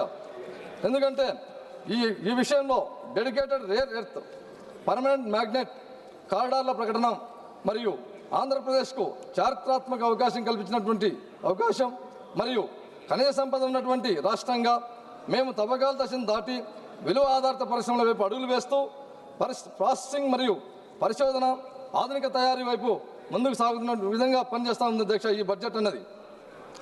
ఏపీలో వచ్చేసి అధ్యక్ష మాకు తీర ప్రాంతం అనేది సుదీర్ఘంగా ఉంది అధ్యక్ష. అందులో భాగంగా మత్స్య మరియు ఎగుమతులకు క్లస్టర్లకు మద్దతు ఎంతో ప్రయోజనం చేకూర్చే విధంగా ఈ బడ్జెట్ రూపొందించారు అధ్యక్ష. అంతేగాక డ్యూటీ ఫ్రీ దిగుమతుల పరిమితిని 1% నుంచి 3% వరకు పెంచడం వలన వ్యయం భారం తగ్గుతుంది అధ్యక్ష. అందులో భాగంగా భారతదేశ ఈజెడ్లో చేపల వేటకు ఇచ్చినటువంటి మద్దతు మా మత్స్యకారులకు ఆదాయం పెంపుకు దోహదపడుతుంది అధ్యక్ష. ఇకపోతే అధ్యక్ష, ట్రైబల్ ఏరియాలో భాగంగా అరకులోయలో సస్టైనబుల్ మౌంటైన్ ట్రైల్స్ను మరియు పులికాట్ సరస్సు యొక్క పరిసరాల్లో ఈ పక్షి వీక్షణ మార్గాలను ఆంధ్రప్రదేశ్కు పర్యావరణ పరంగా పర్యాటక పరంగా కేంద్రంగా నిలబడుతున్నాయి అధ్యక్ష. ఇవి కాక ఉపాధి అవకాశాలను పెంచడమే కాకుండా గిరిజన ప్రాంతాలకు మద్దతు ఇస్తూ ఉన్నట్టుగా ఈ బడ్జెట్లో కేటాయించారు అధ్యక్ష. ఇకపోతే ముఖ్యంగా అధ్యక్ష, 600 కోట్లతో నైపుణ్య మరియు రూపాంతర పైలట్ కార్యక్రమంలో భాగంగా ఆంధ్రప్రదేశ్ ఎంపిక చేయడం చాలా గర్వంగా ఉంది అధ్యక్ష. ఎందుకంటే యువతకు పెద్ద అవకాశంగా మారుతా ఉంది అధ్యక్ష. ఇది మా యువత ఉద్యోగార్థులనే కాకుండా ఉద్యోగ సృష్టికర్తలుగా మార్చే దిశగా ఇది సహాయపడుతుందని తెలియజేస్తా ఉన్నాను అధ్యక్ష. ఇకపోతే అధ్యక్ష, మా ఆంధ్రప్రదేశ్కు ముఖ్యంగా ఈ బుల్లెట్ ట్రైన్లో భాగంగా హైదరాబాద్ టు చెన్నై టు బెంగళూరు ఈ హైస్పీడ్ కారిడార్లు అనేటివి మా రాష్ట్రానికి చాలా చాలా ఉపయోగంగా ఉన్నాయి అధ్యక్ష. ఎందుకంటే ఈ హైదరాబాద్ టు చెన్నై అనే కార్యక్రమంలో భాగంగా మా అమరావతి అనేది టచ్ అవుతుంది అధ్యక్ష. ముఖ్యంగా ఈ బెంగళూరు టు హైదరాబాద్ అనే కార్యక్రమంలో మా సొంత పార్లమెంట్ అనేటువంటి కర్నూలు ముఖ్యంగా ఉంది కాబట్టి చాలా చాలా గర్వంగా ఉంది అధ్యక్ష. అంతేగాక ముఖ్యంగా ఈ బడ్జెట్లో అధ్యక్ష మాకు ఆంధ్రప్రదేశ్ జీవనాధారమైనటువంటి పోలవరం జీవనాడు లాంటిది అధ్యక్ష. అది 2027 కల్లా కంప్లీట్ చేయాలనే కృతనిశ్చయంతో ఉన్నటువంటి ఆంధ్రప్రదేశ్ ప్రభుత్వానికి ఈ జలవనరుల శాఖకు ముఖ్యంగా అత్యధికంగా నిధులు కేటాయించేందుకు చాలా చాలా మరొకసారి ధన్యవాదాలు తెలియజేస్తా ఉన్నాను అధ్యక్ష. అంతేగాక అమరావతి నిర్మాణం అనేది మాకు స్టేట్ క్యాపిటల్ చాలా ఇంపార్టెంట్ అధ్యక్ష. ఆ స్టేట్ క్యాపిటల్ నిర్మాణంలో భాగంగా అర్బన్ డెవలప్మెంట్ అథారిటీకి పట్టణాభివృద్ధి శాఖ కూడా నిధులు పుష్కలంగా కేటాయించినందుకు నిర్మలా సీతారామన్ మేడం గారికి మరొకసారి ధన్యవాదాలు తెలియజేస్తా ఉన్నాను అధ్యక్ష. అంతేగాక ఈ బడ్జెట్ అనేది ఆంధ్రప్రదేశ్ను భారతదేశ అభివృద్ధి ప్రయాణంలో వ్యూహాత్మక భాగస్వామిగా గుర్తించింది అధ్యక్ష మా స్టేట్ను. ఇకపోతే అధ్యక్ష, మా ఆంధ్రప్రదేశ్ ముఖ్యమంత్రి వర్యులైనటువంటి గౌరవనీయ నారా చంద్రబాబు నాయుడు గారి యొక్క దూరదృష్టి నాయకత్వంలో ఆంధ్రప్రదేశ్కు ఈ కేటాయింపులు అన్నటివి వేగవంతమైన అభివృద్ధిగా మార్చగలవు. ఈ పెట్టుబడులను ముఖ్యంగా పరిశ్రమలకు మరియు ఏపీ యొక్క భవిష్యత్తును మార్చగలని చెప్పేసి భావిస్తున్నాము అధ్యక్ష. ఇకపోతే అధ్యక్ష, ఫైనల్గా ఇప్పుడు నా నియోజకవర్గం కర్నూలు పార్లమెంట్ గురించి 2 విషయాలు తెలియజేయాలని తెలుసు అధ్యక్ష. ముఖ్యంగా ఈ బడ్జెట్లో నా కర్నూలు పార్లమెంటుకు హైదరాబాద్ టు బెంగళూరు కారిడార్లో భాగంగా కర్నూలు పార్లమెంట్ అనేది మధ్య ప్రాంతంలో వస్తుంది అధ్యక్ష. మాకు చాలా సునాయాసంగా 2 రాష్ట్రాల మధ్యన 2 మెట్రోపాలిటన్ సిటీస్ మధ్యన మా కర్నూలు పార్లమెంటుకు ఈ బుల్లెట్ ట్రైన్ వస్తున్నందుకు చాలా చాలా గర్వంగా ఉంది అధ్యక్ష. అంతేగాక ఈ రోడ్ మినిస్ట్రీలో భాగంగా ఈ రోడ్ మినిస్ట్రీకి అత్యధికంగా డబ్బులు కేటాయింపులు జరిగినాయి అధ్యక్ష ఈ బడ్జెట్లో. అందులో భాగంగా మా కర్నూలు బళ్ళారి నేషనల్ హైవే వేయాలని చెప్పేసి కోరుకుంటున్నాను అధ్యక్ష. అంతేగాక ముఖ్యంగా అధ్యక్ష, గత బడ్జెట్లో మా కర్నూలు ప్రాంతంలో ఓర్వకల్కు ఇండస్ట్రియల్ నోడ్ ఇచ్చినటువంటి గంట కూడా ఎన్డీఏ కూటమి అధ్యక్ష. అందులో భాగంగా మాకు పూర్వోదయ స్కీమ్ కింద ఆ ఓర్వకల్ హబ్లో ఇంటిగ్రేటెడ్ స్టీల్ హబ్స్ ఏర్పాటు చేయాలని చెప్పేసి కోరుకుంటున్నాం అధ్యక్ష. ఎందుకంటే మా అంతా వెనుకబడిన ప్రాంతం అధ్యక్ష. ఈ పూర్వోదయ స్కీమ్లో భాగంగా మంత్రాలయం రైల్వే కనెక్టివిటీ కూడా వేయాలని చెప్పేసి ఆశిస్తున్నాం అధ్యక్ష. అంతేగాక ముఖ్యంగా అధ్యక్ష, అటల్ భుజన్ యోజన కింద, ఎందుకంటే మా రాయలసీమ ప్రాంతం అంతా చాలా డ్రాట్ ఏరియా, ఆ ప్రాంతంలో గ్రౌండ్ వాటర్ డెవలప్ చేయాలంటే అటల్ భుజన్ యోజన పథకం కింద సెలెక్టెడ్ కాబట్టి మా జిల్లాకు ప్రత్యేకంగా నిధులు కేటాయించాలని చెప్పేసి కోరుకుంటున్నాను అధ్యక్ష. రెస్పెక్టెడ్ స్పీకర్ సార్, చివరిగా ముఖ్యంగా మా గౌరవనీయ చంద్రబాబు నాయుడు గారు ఆంధ్రప్రదేశ్ ముఖ్యమంత్రి వర్యుల యొక్క నాయకత్వంలో ఆంధ్రప్రదేశ్ రాష్ట్రం పరిపాలనా సామర్థ్యం మరియు సాంకేతిక దృష్టి మరియు సంస్కరణాత్మక పాలనలో నిరంతరం ముందంజలో నిలిచి ఉంది అధ్యక్ష. అలాగే ప్రధానమంత్రి నరేంద్ర మోడీ గారి యొక్క నాయకత్వంలోని కేంద్ర ప్రభుత్వం మరియు రాష్ట్ర ప్రభుత్వాల మధ్య సమన్వయం ఉన్నప్పుడు డబుల్ ఇంజన్ సర్కార్ ప్రజలకు స్పష్టమైన ఫలితాలని అందిస్తుందని చెప్పేసి తెలియజేసుకుంటూ, నాకు ఈ అవకాశం ఇచ్చినటువంటి స్పీకర్ గారికి మరియు నా కర్నూలు పార్లమెంట్ ప్రజలందరి తరఫున ధన్యవాదాలు తెలియజేస్తూ నా ప్రసంగాన్ని ముగిస్తున్నాను అధ్యక్ష. నమస్కారం అధ్యక్ష.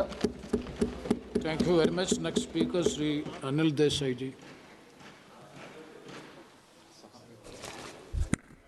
Thank you, Deputy Chair, sir. Sir, Honorable Finance Minister Srimati Nirmala Sitharaman presented the Union Budget 26-27 in this House on auspicious day of Maghi Purnima. Lot of expectations were there from the Indian population, common people, and all alike. The total expenditure estimate of 53.47 lakh crore, that is 7.7% higher than revised estimates of 25-26 that was presented. In this, interest payments account for 26% of the total expenditure, and which is 40% of the revenue receipts. Whereas the total receipts other than borrowings are estimated to be 36.51 lakh crores, which is 7.2 higher than the revised estimates of 25-26. Revenue deficit in 26-27 is targeted at 1.5% of the GDP, which is the same like revised estimate of 25-26. It is unchanged. Fiscal deficit of 26-27 is targeted at 4.3% of the GDP, which is lower than the revised estimates of 4.4% of GDP of 25-26. So as far as debt is concerned, government aims to reduce its outstanding liabilities to around 50% of the GDP by 2031, that is in 5 years. In 26-27, outstanding liabilities are estimated to be around 55.6% of the GDP, 55.6% of the GDP. This budget 26-27 emphasized the need for fiscal consolidation, targeting a reduction of debt to GDP ratio to 50% plus or minus 1% by year 2030, that is in 5 years, which is now 55.6% of the GDP. So fiscal consolidation is being pursued by cutting total expenditure by 5%, but no significant growth momentum is expected, with only 10.9% of the growth in capital expenditure in terms of GDP. There is no corresponding increase in capital expenditure. So there is marginal increase in union government revenue expenditure, which shows at 39.44 lakh from 25-26 revised estimate to 41.25 lakh crores in 26-27. That is a growth of around 4.5%. There is only a marginal increase in transfer towards centrally sponsored schemes, rising from 5.42 lakh crore in 25-26 to 5.49 lakh crore in 26-27. That is just an increase of 1.28%. So it is to be noted that Finance Commission grants have declined from 1.32 lakh crore in 25-26 budget estimates to 1.29 lakh crore in 26-27 budget estimates. So as far as revenue receipts are concerned, only marginal increase is there in revenue receipts from 34.30 lakh crore in 25-26 to 35.33 lakh crores in 26-27. That is rise of around 2.90%. There is no estimate of GST compensation cess collection, and budget is silent about the future of GST compensation cess. I think I would request Honorable Finance Minister to shed some light on this aspect, because we would like to know how the compensation cess stands and what is the future course of it. The share of the states has fallen from 14.22 lakh crore in 25-26 to 14.22 lakh crore in 25-26 to 13.93 in 25-26 RA, which is decline of minus 2.07 for year 26-27. The estimated tax share to states in rupees 15.26 lakhs crore, which is only 7.3 higher than the previous year. Even after considering the 16th Finance Commission tax devolution, the centre's tax share to states amounts to 34.65 instead of, which is mandated, of 41%. 16th Finance Commission recommended state share in divisible pool at its present level of 41%. For horizontal devolution, there is a change in the criteria and weights from 15th Finance Commission. The major change is the criteria inclusion of contribution to GDP, that is 10% weightage is given, and demographic performance by each state. With regard to revenue deficit grants, the 16th Finance Commission has not recommended that the same be granted to the states. When states fall off revenue deficit, they try to get revenue deficit from the something from the center to carry on with their projects like development or wherever it is needed. But this time around, Finance Commission has regretted, it has negatived the recommendation, which will put the stress on the states, because states are not able to generate any kind of significant revenue, as GST has already subsumed all taxes and there are hardly any avenues left for the center to generate a revenue of its kind. My state of Maharashtra contributes the maximum to the central exchequer. In recent years, we've seen, sir, that we've been contributing more than 5 lakh crore, 5 to 5.5 lakh crore to the central exchequer, but what we get in return is hardly around 3 lakh crore. Though Maharashtra CM, Sri Fadnavis, has said, and he has praised the entire budget, substantiating the facts that around 1 lakh crore will come to the state of Maharashtra, out of which 98,000 crores will be in the form of devolution or the tax returns what we'll be getting by it, and 12,000 crores for various projects which are there in Maharashtra, which have come up, that 26-27 allocations have been made for different projects. Now, Maharashtra is expected to receive close to ₹1 lakh, but the basic thing, if we go by the budget, whatever has been stated by the CM and whatever has been praised, I mean, the reality is far from what the picture exists on the ground.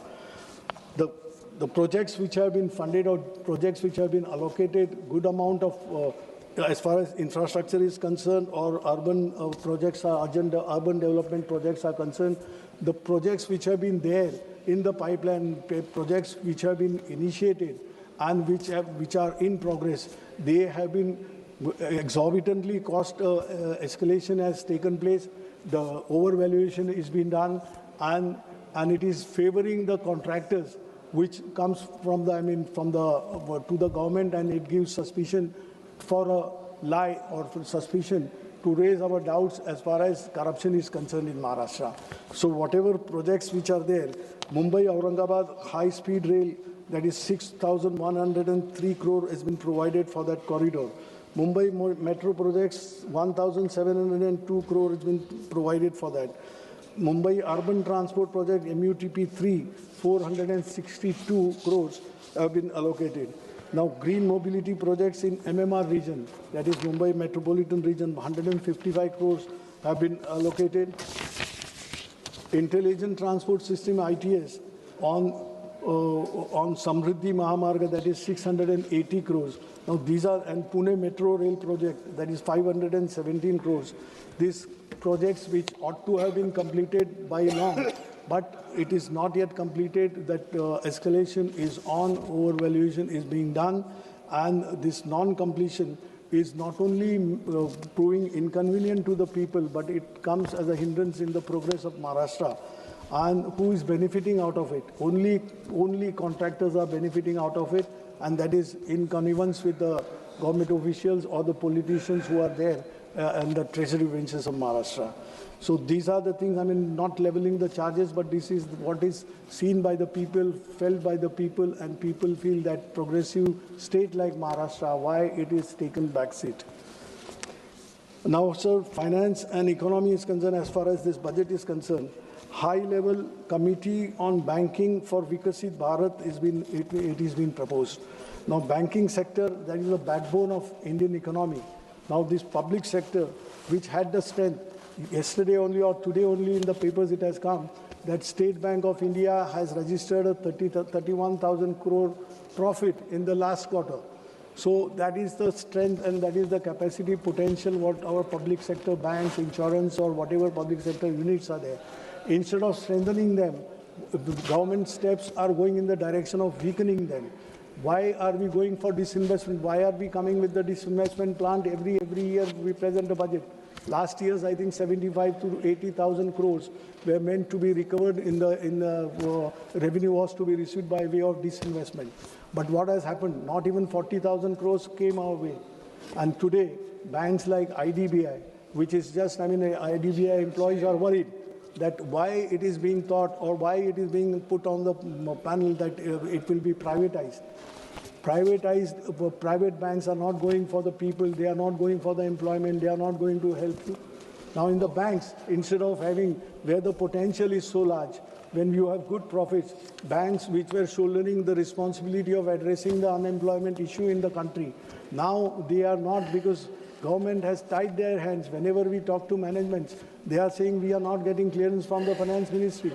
So if this be the case, where would the people go? When we call that brain drain is happening day in, day out from India, where the youth would go if they are not finding, despite having good qualifications, they are not having any chances to get employment into banks or public sector, this thing where they would make their future. If that is so, they have no alternative but to leave the country. And this is a sad situation when we talk of creating employment. On one side, wherever employment opportunity, capacity is there, employment is not given. Even this is happening in case of insurance companies also. Insurance companies who were doubted that one day all three general insurance companies were to be made one, or they were to be, by way of disinvestment, they were to be decided. But now that, their solvency ratio and everything which has come up with the employees' hard work, now the government's stance is, fortunately, it has changed. But these are the things, which we need to look. Labor and employment, what has happened to the labor code? Labor code has given, enough of opportunity, or it is one lopsided labor code is being developed, which is benefiting the employers, and there is absolutely no say for the employee, no say for the labor. Today, what is the situation? When we have started saying that gig economy, why it has come? In this gig economy, people who are working, those poor who are working there, they are slogging day in, day out, all 24/7. Who are they? They are engineers, they are chartered accountants, they are lawyers. They are not getting that kind of employment. Self-profession is easy to say that you can give jobs to others. You have the capacity to give jobs to others, but when the question comes of sustenance, the job is required for the people who have gained some kind of qualification, which is not so. Where policy is going wrong, government needs to think over this and really think for the youth of the people. Now, skill training, many things are coming up, but where where the things are going. So 2 minutes. Education. Now, government, with the new national education, new education policy, it has a lot of flaws. What about the teachers? What about the students? There is a wide gap between urban and rural teaching, rural institutions, where you don't get teachers, and teachers also are facing that problem is not yet addressed, that TET, Teachers Education Eligibility Test. Those who joined as a teacher long back when this law wasn't there, even they are made to appear for that TET, Teachers Education Test. So this flaw should be removed so that a society is built, because teachers we look up to, that they educate the society. So as far as health is concerned, health, whatever provisions and allocations are there, they're not up to 2.5% as declared by the government, not provision of 2.5% to the GDP. Now, what is the situation in the state, my state of Maharashtra? If you see the plight of the government hospitals, no one would dare to go, no doctors, there is no medicine, patients are lying on there are no beds for patients to accommodate on the beds, they are lying on the corridors. And this kind of things which is happening not only in rural areas in the city like Mumbai also. Now, please try to conclude. One. And agriculture, we are giving a 10,000 crore credit line. Everything is spelled out. Everything is there on the paper. But what is the reality? The suicides which are becoming suicides has become a pattern. By the day, numbers are increasing in the state of Maharashtra. What is happening? Why it is happening? Pradhan Mantri Fasal Bima Yojana, really is it working? It is on the paper. Why, when a farmer is paid a claim of rupees 3 and 6, you can imagine how that working is, what the formula is, who is formulated that, and what is the agencies doing, what are the people doing. And a poor farmer, his dreams are finished. he has nothing to look up to. And they are finishing their lives because there is nothing, no tomorrow for them. So last but not the least, the main is Manrega. Now it is renamed as VBG Ramji. But what is the basic character of this scheme itself is changed. Now it is the government, if needed, the central government was funding 90% of it, 100% of it. But now if it is needed by the state would request the guarantee of days. We've shown that it is 100 it is extended from 100 to 125 days. What is the use of it? You have changed the character, killing the Manrega, killing the poor labor in the country. Yes, and thank you. To conclude, I'm just concluding, I would say that when we think that robots and AIs will be the future of tomorrow, Viksit Bharat, but see, government should ensure that people who are living human beings in India, they are taken care of before the AIs rule over. Thank you. Thank you very much. Next speaker, Sri Dileshwar Kameti. Please. Dileshwar Kameti.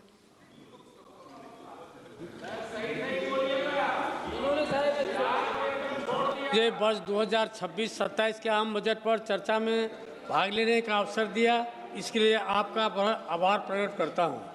माननीय प्रधानमंत्री श्री नरेंद्र मोदी जी एवं बिहार के लोकप्रिय मुख्यमंत्री श्री नीतीश कुमार जी को हार्दिक बधाई एवं धन्यवाद देता हूं कि उनकी अगुवाई में एनडीए ने बिहार विधानसभा चुनाव 2025 में ऐतिहासिक विजय प्राप्त कर प्रचंड बहुमत से सरकार बनाने का काम किया। महोदय, समावेशी विकास का यह आम बजट वाकई में राष्ट्रहित और जनहित के लिए अमृत एवं संजीवनी के रूप में कार्य करेगी। महोदय, भारत के यशस्वी प्रधानमंत्री आदरणीय श्री नरेंद्र मोदी जी के दूरदर्शी एवं प्रगतिशील आर्थिक नीतियां एवं योजनाओं जो समाज के अंतिम व्यक्ति के साथ सभी वर्गों को समानांतर एवं सार्थक लाभान्वित करती है। इसके लिए मैं आदरणीय प्रधानमंत्री जी का एवं माननीय वित्त मंत्री जी का हार्दिक आभार व्यक्त करता हूं। महोदय, यह बजट भारत के किसानों, युवाओं एवं महिलाओं तथा सभी वर्गों के उत्थान तथा विकास के लिए है, किंतु हमारे साथी को यह सब दिखाई नहीं पड़ता है। न जाने उन्हें यह क्यों नहीं दिखाई पड़ता है, उनके चश्मे में इस तरह दिखाई क्यों नहीं पड़ रहा है। महोदय, रोजगार, कौशल प्रशिक्षण और अन्य अवसरों की सुविधा उपलब्ध कराने के लिए माननीय प्रधानमंत्री जी की योजनाएं जो विकसित भारत बनाने में एक महत्वपूर्ण कदम है। महोदय, प्रधानमंत्री जी ने किसान भाइयों के लिए कृषि में उत्पादकता और अनुकूलनीयता को प्राथमिकता देते हुए परिवर्तनकारी राष्ट्रीय सहकारिता नीति जैसी योजनाओं को कार्यान्वित किया है। महोदय, प्रधानमंत्री जी ने भारत के युवाओं के भविष्य को उज्जवल बनाने के लिए रोजगार और प्रशिक्षण को प्राथमिकता देते हुए रोजगार पाने वाले विनिर्माण क्षेत्र में रोजगार सृजन एवं नियोक्ताओं की सहायता जैसी योजनाएं शामिल किया है। महोदय, भारतीय अर्थव्यवस्था की विकास यात्रा को विकसित भारत के लक्ष्य प्राप्त करने के लिए समावेशिता के मार्गदर्शन प्रेरणा से ईंधन के रूप में हमारे सुधार का उपयोग कर कृषि, एमएसए, एमबी, निवेश और निर्यात जैसी 4 शक्तियां इंजन गति प्रदान कर रही है। यह बजट कृषि क्षेत्र समावेशी, संतुलित, उच्चतर समृद्धि और उत्पादकता की ओर अग्रसर है। युवाओं का सशक्तिकरण हमारी समृद्धि युवाओं को पर्याप्त रूप से साधन संपन्न करने और सशक्त बनाने पर निर्भर करती है। एनडीए की सरकार ने विकास के प्रति मानवोचित और समावेशी दृष्टिकोण अपनाया, जो पिछले 11 वर्षों में इन विकास कार्यक्रमों ने रिकॉर्ड समय में सभी के लिए आवास, हर घर जल, सभी के लिए बिजली, सभी के लिए रसोई गैस, सभी के लिए बैंक खाते और वित्तीय सेवाओं के माध्यम से प्रत्येक परिवार और व्यक्ति के लिए सेवाएं सुलभ कराई है। वहीं करोड़ लोगों को मुफ्त राशन उपलब्ध कराकर गरीबी की चिंता समाप्त कर दी है और रोजगार का सृजन हुआ है। साथ ही सरकार सर्वांगीण, सर्वस्पर्शी और सर्वसमावेशी विकास के दृष्टिकोण से कार्य कर रही है। इसमें सभी जातियों और सभी स्तरों के लोग शामिल हैं। हम 2047 तक भारत को विकसित भारत बनाने के लिए कार्य कर रहे हैं। इस लक्ष्य को प्राप्त करने के लिए हमें लोगों की क्षमता में वृद्धि करनी होगी और उन्हें सशक्त बनाना होगा। गरीब महिलाएं, युवा और अन्नदाता, उनकी आवश्यकताएं, उनकी आकांक्षाएं और उनका कल्याण हमारी सर्वोच्च प्राथमिकता है। देश की प्रगति होती है जब वे प्रगति करते हैं। महोदय, मैं अपने संसदीय क्षेत्र सुपौल सहित बिहार के सभी किसान भाइयों के हित से संबंधित मुख्य अति आवश्यक मांगों के लिए आग्रह करता हूं। वर्ष 2008 के प्रलयकारी बाढ़ की तबाही के बाद कोसी क्षेत्र के किसान भाइयों ने बहुत ही कष्ट सहन कर मखाना के साथ मक्का एवं जूट की खेती करना शुरू किया। मैं माननीय प्रधानमंत्री जी का आभार व्यक्त करता हूं कि आपके द्वारा मखान बोर्ड की स्थापना की गई है। महोदय, मेरे संसदीय क्षेत्र सुपौल के साथ बिहार के सीमावर्ती कोसी एवं मिथिला क्षेत्र में देश के कोने कोने से मखाना के साथ मक्का एवं जूट की खरीदारी हेतु व्यापारियों का आना जाना लगा रहता है, जिसके लिए बड़े स्तर पर व्यापार केंद्र अति आवश्यक एवं अपेक्षित है, जिसमें चौड़ी सड़क, रेलवे का कंटेनर डिपो, देश के सभी महानगरों के साथ रेल कनेक्टिविटी, भारी वाहन पार्किंग, उच्च क्षमता का भंडार, कोल्ड स्टोरेज, राष्ट्रीयकृत बैंक, भोजनालय, शौचालय के साथ अतिथि गृह का निर्माण हो, जिससे किसानों एवं व्यापारियों के लिए मूलभूत सुविधाएं प्राप्त हो सके।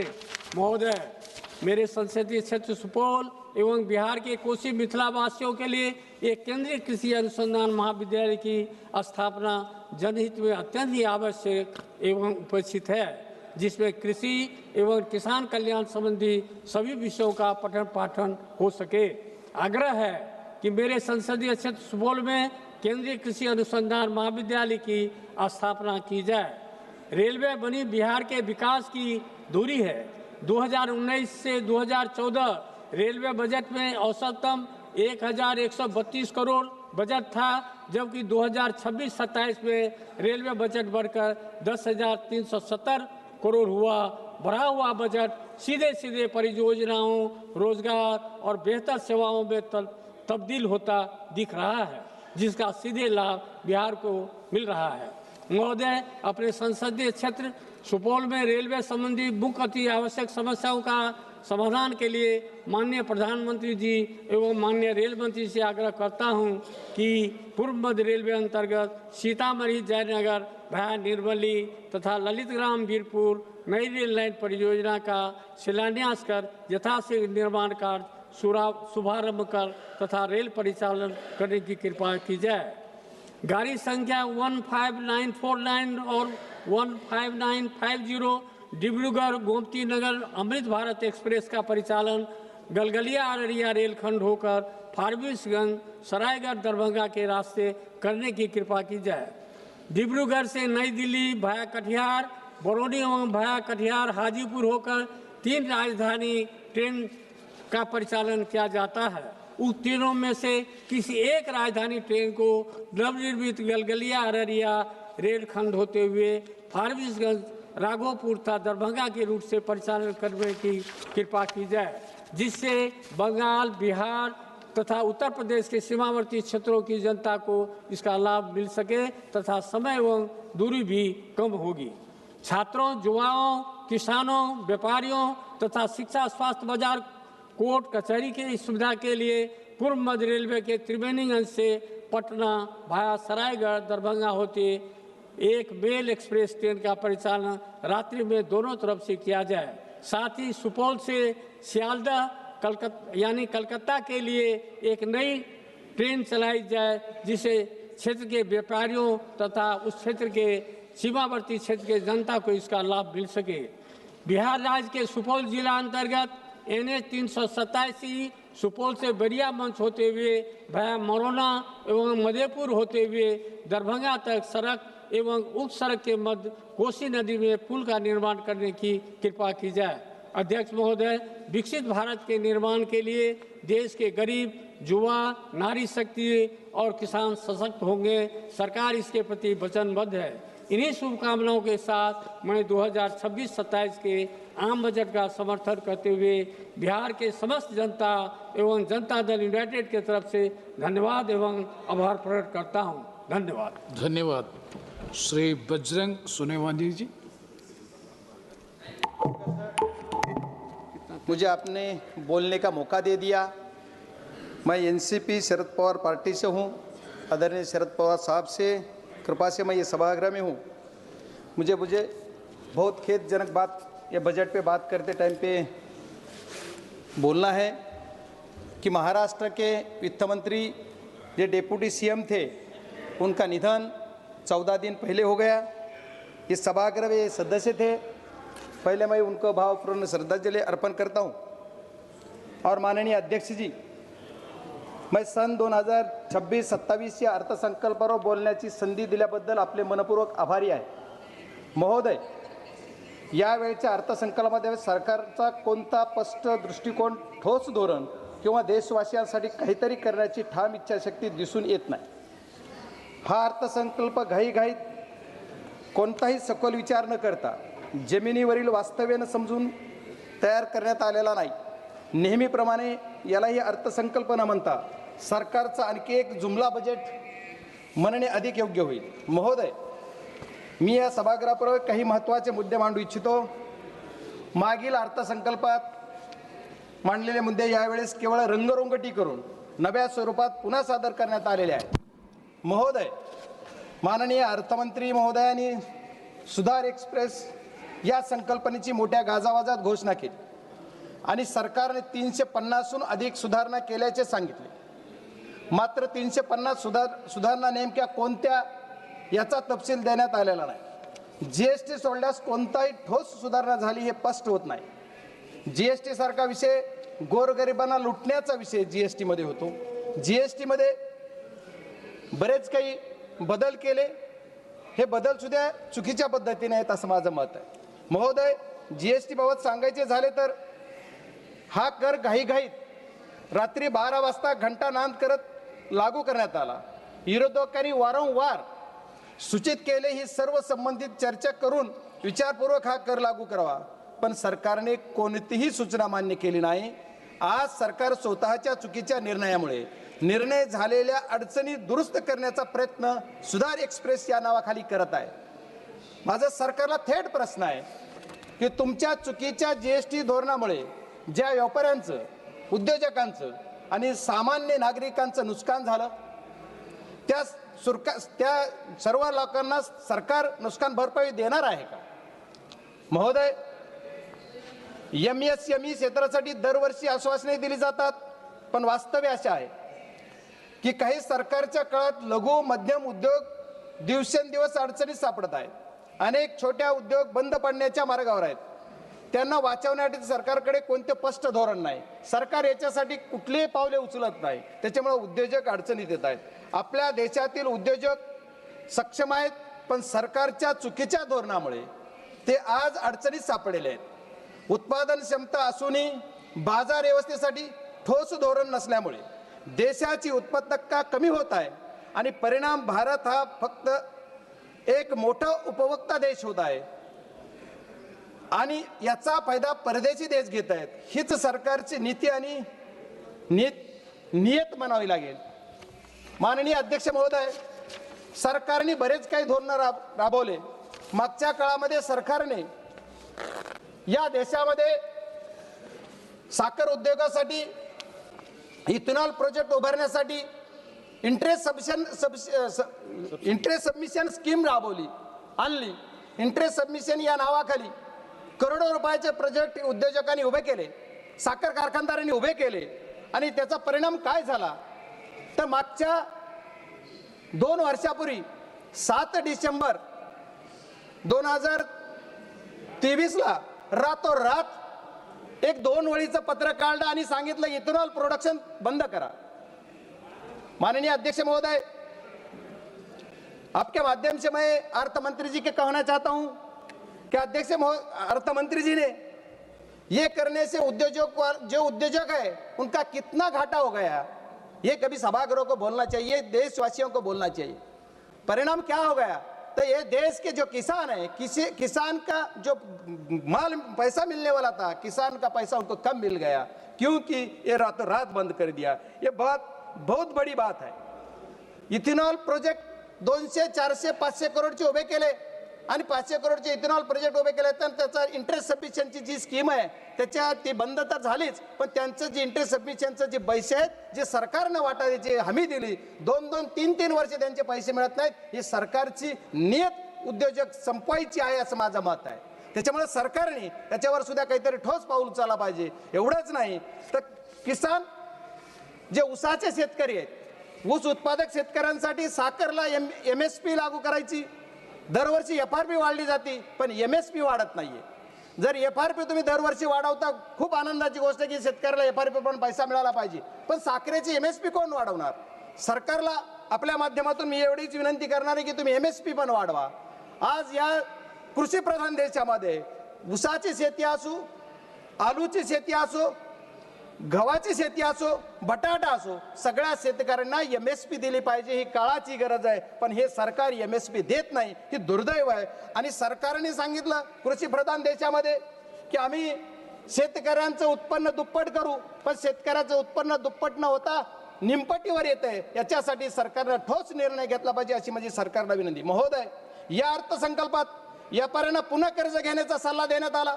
याचा अर्थ सरकारला प्रत्येक व्यापारी कायम कर्जाच्या ओझ्याखाली राहावा असं वाटतंय। महोदय, बनारस पाटणा येथे जलमार्गावरील जहाज दुरुस्ती कारखान्याची घोषणा करण्यात आली, मात्र नद्यामधील पाण्याची पातळी कमी असल्याने हे जलमार्ग प्रकल्प आधीच अपयशी ठरत असताना अशा घोषणा कितपत व्यावहारिक आहेत, यात हाच प्रश्न मला पडतो। महोदय, आरोग्य क्षेत्रावर बोलताना आरोग्य क्षेत्राबाबत मोठमोठ्या घोषणा केल्या जातात, पण आज ही देशातील अनेक रुग्णालयामध्ये पुरेसे डॉक्टर नाहीत, नर्सेस नाहीत, कर्मचारी नाहीत आणि आवश्यक उपकरणाची कमतरता आहे। विद्यमान आरोग्य पायाभूत सुविधाकडे सरकारचे लक्ष आहे असं वाटत नाही, कारण माझ्याच मतदारसंघातील बीड जिल्ह्यातील अंबाजोगाई येथे स्वामी रामानंद तीर्थ ग्रामीण रुग्णालय वैद्यकीय महाविद्यालय हे 5 ते 6 जिल्ह्यांमध्ये एकमेव आधार आहे। दररोज जिथं 2500 ते 3000 रुग्ण OPD साठी येतात, पण तिथे आजही डॉक्टर, स्टाफ, नर्सर, कर्मचारी यांची आवश्यकता असून व उपकरणे तीव्र कमतरता आहे। त्याच्यामुळे सरकारने नवीन घोषणा करण्याऐवजी आधी उपलब्ध असणाऱ्या पायाभूत सुविधा सक्षम कराव्यात अशी मागणी मी या सभागृहाच्या माध्यमातून माननीय अर्थमंत्र्यांच्या माध्यमातून सरकारला विनंती करतो की माझ्याकडे हे जे माझ्या जिल्ह्यामधलं रुग्णालय आहे, या वैद्यकीय महाविद्यालयामध्ये ज्या पूर्वी 50 विद्यार्थ्यांचा स्टाफ होता त्याची मर्यादा वाढवली, 50चे 100 केले, 100चे 150 झाले, पण स्टाफ मात्र जे नर्सेस जे डॉक्टर्स जे आहेत ते फक्त 50 प्रमाण आहेत। आज 150 संख्या जर झाली असली विद्यार्थ्याची आणि OPD पहिली जिथं 500 होती तिथं आता 5000 OPD झाली, पण तिथला तुमचा जो स्टाफ आहे ते वाढत नाही, त्याच्यामुळे औषधाची कमतरता आहे। त्या समितीचा अध्यक्ष पण मी जिल्ह्यात आहे, पण त्या समितीचा अध्यक्ष असताना सुद्धा मला तिथं सांगितलं जातं की औषधं नाहीत, याच्यासाठी सुद्धा सरकारनं गांभीर्यानं बघितलं पाहिजे असं मी सरकारला विनंती करतो। या अर्थसंकल्पातील सर्वात हास्यास्पद बाब म्हणजे शहरी आर्थिक क्षेत्र क्रमांक 41 तब्बल 11 वर्षांनंतर सरकारला Tier 2 व Tier 3 शहरी देशाच्या प्रगतीत योगदान देऊ शकतात हे कळले। याचा अर्थ गेली 11 वर्ष नागरिकांना शहरी नागरिकांना दुय्यम दर्जाची वागणूक देण्यात आली, हीच सरकारची अप्रत्यक्ष कबुली आहे। महोदय, माझा जिल्हा तसा विचार केला किंवा मी ज्या जिल्ह्यातून येतो तो जिल्हा ग्रामीण भागात आहे। महोदय, माझ्याकडे माझी जी ओळख आहे कि किसान का बेटा बोल के मेरी पहचान है, इसलिए मैं रिक्वेस्ट करता हूं सर की शेतकऱ्यांना न्याय मिळाला पाहिजे, कृषी प्रधान देशामधल्या माझ्या शेतकऱ्यांना न्याय मिळाला पाहिजे ही माझी मागणी। काजू आणि चंदन अशा सर्व चर्चेला उल्लेख अर्थसंकल्पात करण्यात आला। काजू हा सर्वसामान्यांच्या आवाक्याबाहेर आहे आणि चंदन उत्पादक दक्षिण भारतातील शेतकरी आपल्या मालाच्या विक्रीसाठी त्रस्त आहेत। ही किती लाजिरवाणी घटना आहे की आपल्याला जे तुम्ही लावायला सांगताय, प्रोत्साहन देताय आणि परत पुन्हा माल विक्रीला तुम्ही चालना देत नाही किंवा माल घेत नाही, ही अत्यंत खेदजनक बाब आहे।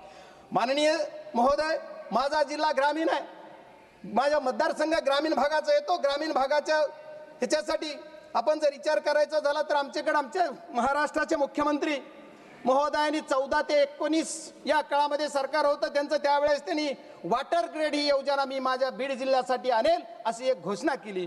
पण आज तब्बल 11 वर्ष झालं तरी पण काहीही नाही. माझ्या या जिल्ह्यासाठी वॉटर ग्रेड नाही, पण आहे त्या प्रोजेक्टमधून पाणी द्या, गावोगाव ते पाणी आलं पाहिजे. माझं उजनी धरणातलं पाणी आमच्या मांजरा धरणात आलं पाहिजे, मांजरा धरणाचं पाणी जिल्ह्यात फिरलं पाहिजे. याच्यासाठी लागणारा निधी माननीय अर्थमंत्र्यांनी या बजेटमध्ये माझ्या जिल्ह्याला द्यावा ही माझी विनंती आहे. महाराज अध्यक्ष महोदय, लखपती दीदी योजना केवळ निवडणुकीपुरती केंद्रीय घोषणा ठरली आहे. देशातील महिलांच्या सुरक्षेचा प्रश्न मात्र अजूनही त्यासाठी सरकारचं कोणतंही ठोस पाऊल नाहीये, कुठलं धोरण नाही. महिलांसाठी अन्याय, महिलांसाठी अत्याचार, दर दिवस रेप्स एवढे प्रकार घडतात, सरकार त्यांना कुठं ठोस असा निर्णय घेऊन त्यांना संरक्षण देत नाही. महोदय एवढेच नाही तर सरकारच्या बऱ्याच योजना आहेत. आता अर्थमंत्री गेलेत, मला त्यांना विचारायचं आपल्या माध्यमातून की सरकारची PMGSY म्हणजे ग्रामीण विकास या अर्थसंकल्पात प्रचंड कमतरता आहे. सर 2 मिनिट में कंक्लूड करता हूं प्लीज.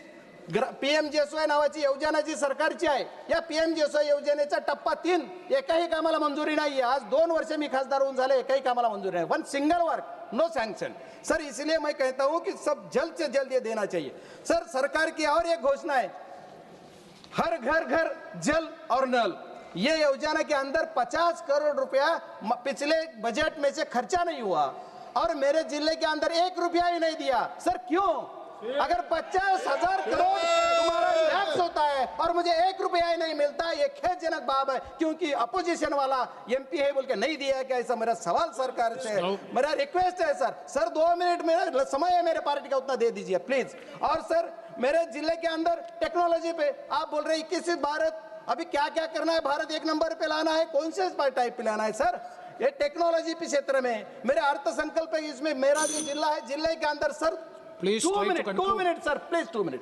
मैं जो मेरे 400 गांव खेड़े हैं वहां अभी भी BSNL का टावर नहीं है और दूसरे कौन से के कंपनी का टावर नहीं. मैं सरकार से रिक्वेस्ट करूंगा कि मेरे जिले के अंदर वो देना चाहिए. रेल के बारे में बहुत जिक्र किया सर, रेल बुलेट ट्रेन ले लिया, बुलेट ट्रेन 1000 करोड़ 1 लाख करोड़ का बजट 2 लाख करोड़ कर दिया. क्यों?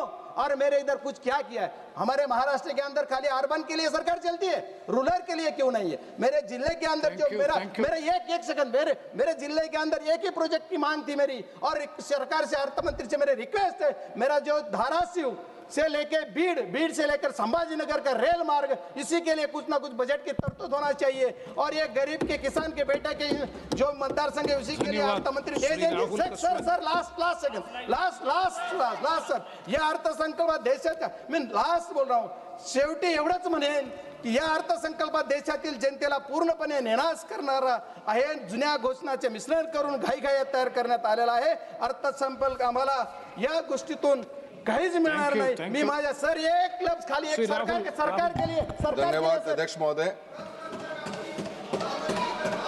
धन्यवाद अध्यक्ष महोदय. मैं आज आपका धन्यवाद देता हूं, आपने मुझे बजट पे बोलने का मौका दिया है. अध्यक्ष महोदय, तथ्यों के साथ खड़ा हुआ हूं, सुर्खियों के साथ नहीं. सरकार के अपने ऑडिट खाते, बजट, व्यक्तित्वों और संसदीय उत्तरकों के साथ जब इन्हें एक साथ पढ़ा जाता है तो एक पैटर्न साफ दिखता है कि घोषणाएं आगे दौड़ती हैं, नतीजे पीछे रह जाते हैं और जवाबदेही सदे हुए शब्दों की ओट में गायब हो जाती है. अध्यक्ष महोदय,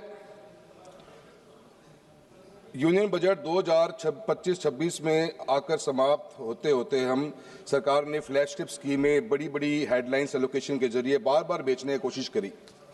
पिछले कितने बजटों को चेक करेंगे तो हर बार कुछ न कुछ बजट में नया आता है, पर कोई कंपैरेटिव उसका कोई चार्ट नए पार्लियामेंट में कभी पेश हो पाता है कि क्या स्कीमें लॉन्च हुई और उनका आज पब्लिक एट लार्ज में फील्ड में उनका क्या इम्पैक्ट रहा है.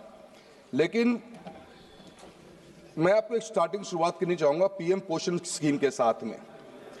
एक भारत सरकार की बेहतरीन प्रोग्राम ना अच्छा है, पोषण को हम इम्प्रूव करना चाहते हैं और अच्छा एक जिसका गवर्नमेंट ऑफ इंडिया के एक ऑफिशियल अगर आप डैशबोर्ड भी चेक करो तो 21-22 के अंदर इस प्रोजेक्ट के इस स्कीम के लिए जो बजट एस्टीमेट थे वो 11,500 करोड़ पे थे, जबकि एक्चुअल एक्सपेंडिचर 10,000 करोड़ के आसपास ही हुआ. फिर 23-24 में ये 11,600 करोड़ बढ़ा दिया गया, एक्चुअल एक्सपेंडिचर 8,400 करोड़ हुआ।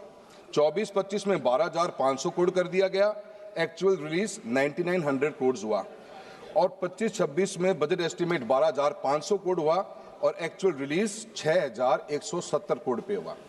सर अध्यक्ष महोदय, मैं कहना चाहता हूं कि सरकार स्कीमों के साथ में जब बजट एस्टीमेट अनाउंस करती है, रिवाइज एस्टीमेट होते हैं मिड ऑफ द ईयर के अंदर, वहां आधा दम तोड़ जाता है और जब ये एक्चुअल में लागू होती हैं तो इनकी हालत और भी दयनीय हो जाती है। और ऐसा ये नहीं कि किसी एक स्कीम के साथ है, अनेकों स्कीम के साथ में है। आज की तारीख में भी जो हम डेटा देते हैं NFHS का जो डेटा देखेंगे तो हमारी कितनी ही बच्चियां आज की तारीख में हम स्कूलों के अंदर आयरन जिंक की टैबलेट्स दे रहे हैं, एनेमिक बच्चियां हैं। और PM पोषण प्रोग्राम की रियलिटी ये है कि गवर्नमेंट ऑफ इंडिया से बजट भी पूरा अपना स्पेंड नहीं हो पा रहा। ऐसे ही आप देखेंगे अनेकों स्कीमें। अभी स्कूल शिक्षा के बारे में बात करते हैं, समग्र शिक्षा एक अभियान चला, उसके अंदर 31,000 करोड़ पे 21-22 में सैंक्शन किए गए, 30,000 भी खर्च नहीं हुए। 23-24 में 37,400 करोड़ सैंक्शन हुए और वो पैसा आज तक खर्च नहीं हुआ। हालत ये है कि राजस्थान के अंदर हाई कोर्ट के ऊपर एक अपना राजस्थान गवर्नमेंट ने अपना वक्तव्य दिया है कि राजस्थान गवर्नमेंट के अंदर 56% ऑफ स्कूल्स के जो रूम्स हैं वो जर्जर हालत में हैं, अनयूजेबल हैं और मेजर रिपेयर्स मांगते हैं। राजस्थान के अंदर एक स्कूल के अंदर बिल्डिंग गिरने से 7 बच्चों की मृत्यु हुई। गवर्नमेंट ऑफ राजस्थान ने आनन फानन के अंदर पूरे स्कूल के राजस्थान के स्कूल्स का डेटा कलेक्ट करवाया और डेटा कलेक्ट करने के बाद मालूम पड़ा कि स्कूल के अंदर 2,83,780 रूम तो ऐसे हैं जो जर्जर हालत में हैं और उनके पास में उनमें कमरों में बैठने की बच्चों की स्थिति नहीं है। और 2,19,000 ऐसे कमरे हैं जिनको मेजर रिपेयर वर्क्स चाहिए। और गवर्नमेंट और हाई कोर्ट ने साथ साथ में ये भी कहा, और एक रिपोर्ट जो सामने आई कि गर्ल्स राजस्थान के स्कूलों में पानी कम इसलिए पीती हैं क्योंकि राजस्थान में वर्किंग टॉयलेट्स तक नहीं। और समग्र शिक्षा अभियान की हालत ये है कि उसके लिए बजट नहीं। मेरी कॉन्स्टिट्यूंसी अकेले में 1600 से ऊपर कमरों की रिक्वायरमेंट्स है सर, पर गवर्नमेंट के पास में कहीं कोई पैसा नहीं। स्टेट सब्जेक्ट, सेंट्रल सब्जेक्ट के ऊपर बात घूमती रह जाती है। ऐसे कितने स्कूल हैं सर, चूरू लोकसभा क्षेत्र से आता हूं, 50 डिग्री का टेम्परेचर टच करता है, आज भी बच्चे बाहर पेड़ के नीचे पढ़ने को मजबूर हैं। पर सरकार के पास में विकसित भारत का विजन के अंदर बच्चों के लिए कोई विजन नजर नहीं आता कि कैसे ये बच्चे पढ़ेंगे, कैसे ये बच्चों के स्कूल की प्रॉपर रूम्स मिलेंगी। ये हालत समग्र शिक्षा अभियान की है। अभी सरकार ने बहुत अच्छा एक नया अनाउंसमेंट किया है, हर बार अनाउंसमेंट होता है। अभी इस बार के बजट में AVGC कंटेंट क्रिएटर लैब्स खोली जाएंगी, animated visual effects, gaming and comics की लैब्स खोली जाएंगी, 15,000 लैब्स खोली जाएंगी। बड़ी अच्छी उम्मीद है, पर कहां से इनकी हम ट्रेनर्स कहां से लेके आएंगे, ट्रेनर्स को हम स्किलिंग कैसे देंगे, कैसे इनके इक्विपमेंट्स आएंगे, कौन रख रखाव करेगा। अटल टिंकरिंग लैब्स खुली, आज उनका असेसमेंट कहीं हमारे पास में नहीं है। अनाउंसमेंट के बाद में अनाउंसमेंट है, पर कहीं भी ये चीज समझ में नहीं आता कि कैसे स्कूली शिक्षा के अंदर आगे बढ़े। सर राजस्थान के अंदर हालत तो ये है कि आज की तारीख में मेरी कॉन्स्टिट्यूंसी में 83% स्कूल्स में हम बच्चों को आर्ट्स पढ़ा रहे हैं, मात्र 17% ऑफ स्कूल्स, गवर्नमेंट स्कूल्स में सिर्फ साइंस और कॉमर्स है। उन 17% स्कूलों में से 53% स्कूलों के पास में कोई वर्किंग लेबोरेटरीज नहीं है। कौन सा बच्चा, डिजिटल एज की हम बात करते हैं, हम AI टेक्नोलॉजी की बात कर रहे हैं, कैसे बच्चे तैयार होंगे। शिक्षा के प्रति सरकार की इतनी जबरदस्त उदासीनता है जिसके बारे में जितना बोला जाए उतना कम। जवाहरलाल नेहरू जी ने इस देश के अंदर 1960s में एक स्कूल का कॉन्सेप्ट क्रिएट किया, केंद्रीय विद्यालय, नवोदय विद्यालय। इनकी सक्सेस रेट आज भी 95-97% से ऊपर जाती है। पर इस सरकार की उदासीनता के कारण आप देखो कि पिछले अभी ऑफिशियल डेटा के अनुसार केंद्रीय विद्यालय में और नवोदय विद्यालय में 12,000 से अधिक टेक्निकल पोस्ट वैकेंट पड़ी हुई हैं। बच्चों के एडमिशन्स घटते जा रहे हैं, जहां 1,95,000 2021 के अंदर बच्चे KV में एडमिशन लेके बैठे हुए थे, आज वो फिगर घटते घटते हमारा 1,39,000 के ऊपर आ गया है। यही हालत हमारे नवोदय स्कूल्स की है। मेरा प्रधानमंत्री कौशल विकास योजना के बारे में बात करी, उनकी स्थिति क्या है? बिल्कुल खत्म होने की पोजीशन के ऊपर सेंटर्स आगे हैं। सिर्फ और सिर्फ न तो कोई एक डेटा के अनुसार 41% बच्चों को, ट्रेन बच्चों को गवर्नमेंट प्लेसमेंट दिला पाई, और प्लेसमेंट होने के बाद में इन बच्चों के साथ में आज की तारीख में सिर्फ ये सर्टिफिकेट डिस्ट्रीब्यूशन का एक प्रोग्राम रह गया है। अनेकों ऐसी समस्या। अभी PM इंटर्नशिप की बात कर लीजिए, पिछली बार बहुत हा हुल्ला के साथ में स्कीम लॉन्च करी गई। और 10,831 करोड़ रुपए का बजट भी सैंक्शन किया गया। पर रिवाइज एस्टीमेट देखिए 526 करोड़, 10,000 की अनाउंसमेंट के बाद में 526 करोड़ रुपए का ही बजट सैंक्शन हुआ और इस साल 4788 करोड़ रुपए की बात करी गई है। यही हालत एआई मिशन की है। 2000 का budget estimate 800 crore, revise estimate इस बार फिर 1000 करोड़। तो शिक्षा के प्रति सरकार की उदासीनता, और मैं ये मानता हूं कि मैं सरकार से निवेदन भी करना चाहूँगा, वित्त मंत्री महोदय बैठी हुई हैं, मैम स्कूल एजुकेशन में हमारे कॉन्स्टिट्यूएंसीज राजस्थान जैसे में बहुत समय बाद में एनरोलमेंट्स बहुत बड़े हैं, but we are lacking basic infrastructure and the basic infrastructure needed to be funded by someone. As a मैं पार्लियामेंटेरियन अपनी कॉन्स्टिट्यूएंसी में घूम रहा हूं तो एक ही डिमांड है स्कूल में रूम्स की। रूम्स लाए कहां से? 1800 रूम्स की रिक्वायरमेंट मेरी कॉन्स्टिट्यूएंसी में है, पर there is no way out. State के पास पैसा नहीं, सेंटर पे आते तो स्कीम नहीं। कुछ अलॉटमेंट्स होती हैं, I can't deny that, but the allotment has to be increase to a substantial number where the people students can at least sit in the class. That is my point to you, I would like to address for the education. किसके बारे में? Sir वहां पर भी नहीं बोलने दे रहे थे, यहाँ पे भी नहीं बोलने दे रहे हो, कहीं तो बोलने दो। सर जल जीवन मिशन के बारे में बात चली है।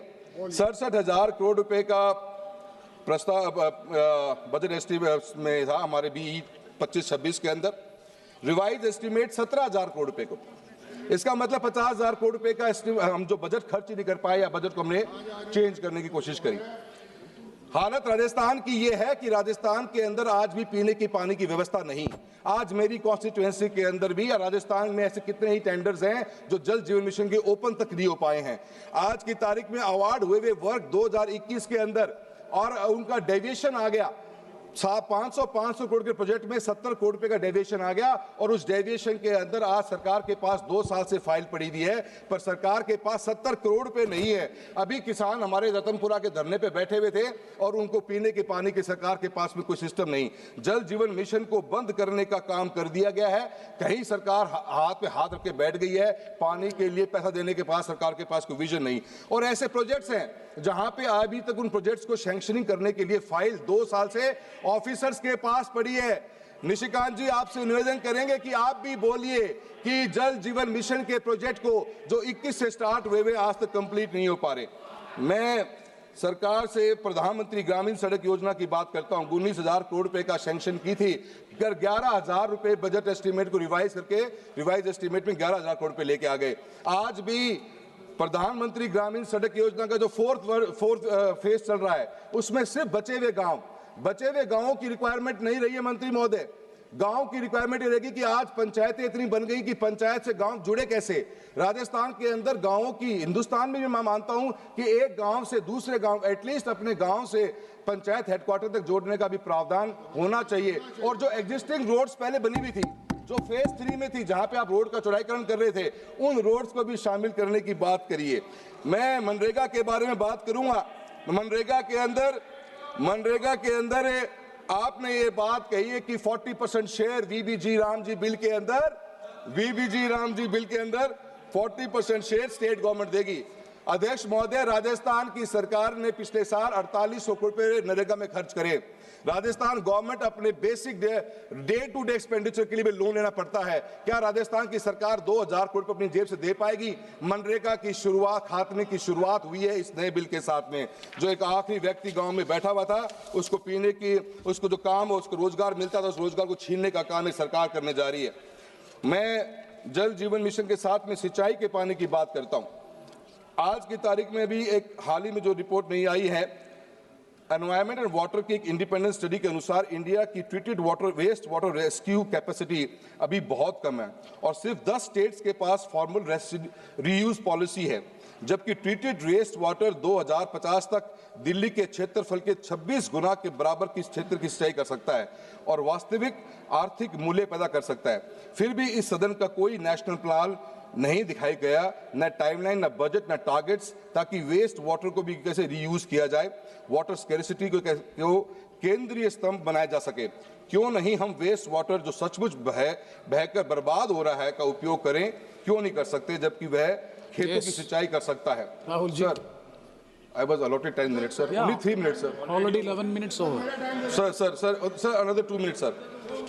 Sir, मेरा सरकार से ये कहना है, हम ईस्टर्न हमारा जो पानी है, जो आज की तारीख में हरी के बराज से हमारी तीनों नदियों का पानी इंटरनेशनल बॉर्डर क्रॉस करता है, 2 MAF पानी जिसकी कैपेसिटी 10 से 15 लाख हेक्टेयर जमीन को सिंचित करने की है, उसके ऊपर सरकार की कोई अनाउंसमेंट नहीं है। इरिगेशन के अंदर, इरिगेशन के ऊपर अनाउंसमेंट होती, हम एक तरफ 50 लाख टन दलहन और तिलहन विदेशों से इंपोर्ट कर रहे हैं और एक तरफ हमने इरिगेशन के लिए कोई भी बजट सैंक्शन नहीं किया है। मेरी सरकार से गुजारिश है कि राजस्थान, नॉर्थ वेस्ट राजस्थान, जहां पे हमारा नागौर, चूरू, झुंझुनू और बाड़मेर, बीकानेर जैसे क्षेत्र जहां पे इतना बड़ा लैंड मास पड़ा हुआ है, अगर इरिगेशन की फैसिलिटी मिलेगी तो उनके बहुत बड़ा उसका फायदा मिलेगा और इरिगेशन के ऊपर गवर्नमेंट का फोकस करना। सर लास्ट 2 पॉइंट करना चाहूंगा सर। सर 2 मिनट सर, मैं वहीं से आ रहा हूं सर जहां से आप बोल रहे हो।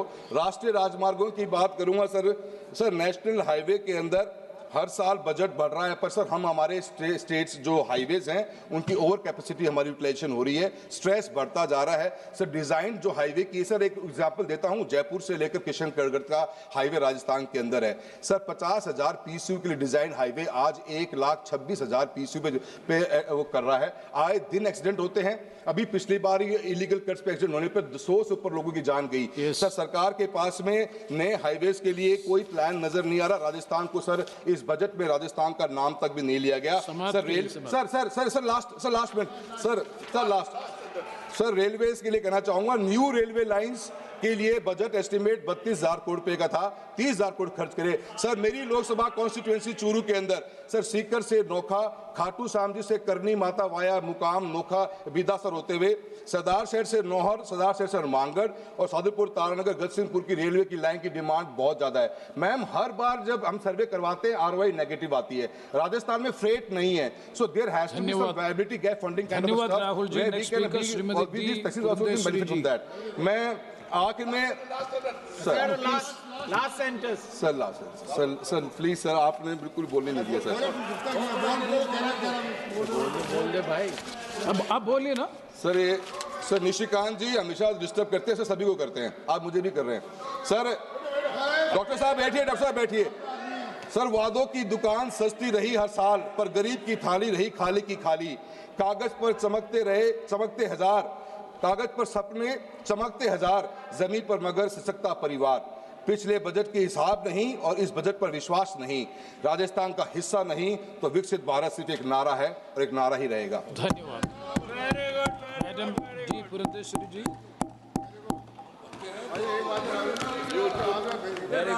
Thank you, Chair, for giving me the opportunity to participate in this very important discussion on the budget that was presented by the Honorable Finance Minister, Srimati Nirmala Sitharaman ji. Sir, I would first like to begin by congratulating her on her 9th consecutive budget that she had presented in the Parliament. Sir, the budget gives us a clear message about India's long-term priorities, and it also emphatically states, sir, where India intends to position herself in the unfurling global economic scenario. Sir, it also clearly states that the budget intends to balance growth and macro stability. So the challenge before the Honorable Finance Minister, as she was charting out the budget, was that she had to ensure momentum alongside building resilience. Sir, we had a growth of around a GDP of around 7%, inflation being low, and our fiscal deficit in the right direction. This was the momentum that was there in the country, sir, but we needed to build our resilience against the global trade, which was in a flux. Sir, the fiscal deficit of 4.3%, which is marginally lower than the 4.4%, only emphasizes that the focus of the finance minister has been on continuity rather than ambition. Sir, since the pandemic, the slow rate of fiscal deficit reduction, sir, it only highlights that the focus has been on stability rather than dramatic consolidation. With the global uncertainty looming large and also the rupee under pressure, the budget, sir, that was presented is nothing short of prudent macroeconomics. Sir, above all of this, the real story is in the increase of allocation for capex at 12.2 lakh crores as against the 11.2 lakh crore, which is about 4.4% of the GDP. And this clearly underlines, sir, that the focus is on investments rather than consumption subsidies. This is what we would call fiscal prudence over populism. Sir, the EU trade or the European Union Free Trade Agreement would most probably come into operation by 2027, and we also have the US tariff uncertainties looming large. Sir, under these circumstances, we need to build our domestic capacities to protect our country from from supply chain disruptions. Sir, against this backdrop, the industrial strategy that has been spelled out in the budget, sir, reveals a resolve to move up the value chain. It could be the 10,000 crore allocation for the Biopharma Shakti initiative, or the 40,000 crore allocation for the electronic component manufacturing, or this India's semiconductor mission 2.0, they together emphasize, sir, that India would want to become Atmanirbhar or self-reliant in these strategic sectors on which India was until now import dependent.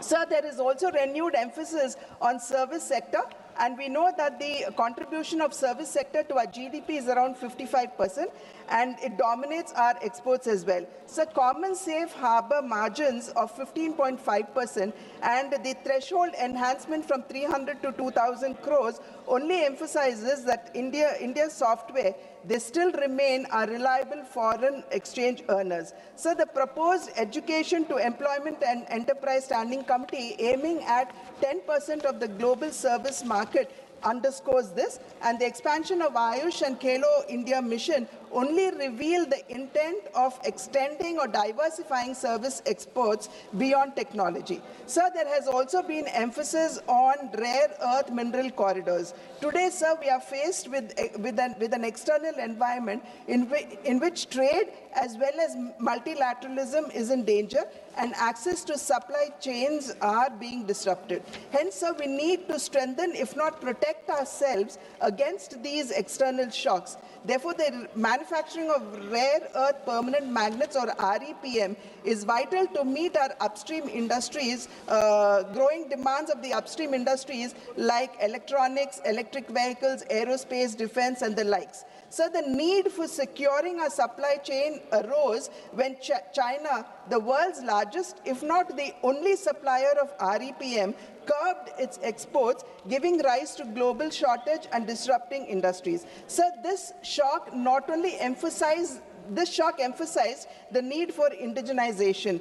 And today, by indigenizing REPM, India could position herself as a global hub of sustainable manufacturing. So the proposed scrapping of custom duty on monazite from the present 2.5% is a welcome measure, because this would only attract more investments in REPM and also improve the employment opportunities for our own children. So the states in which monazite is largely found is Kerala, Tamil Nadu, Andhra Pradesh, Orissa, Jharkhand, Maharashtra, Gujarat, and West Bengal, with Andhra Pradesh, Kerala, Tamil Nadu, and Orissa contributing 89% of the 12.73 million ton monazite reserves in our country. Sir, I would only request the Honorable Finance Minister here, sir, that we would need to work closely with the states for the single window clearances as well as land subsidies,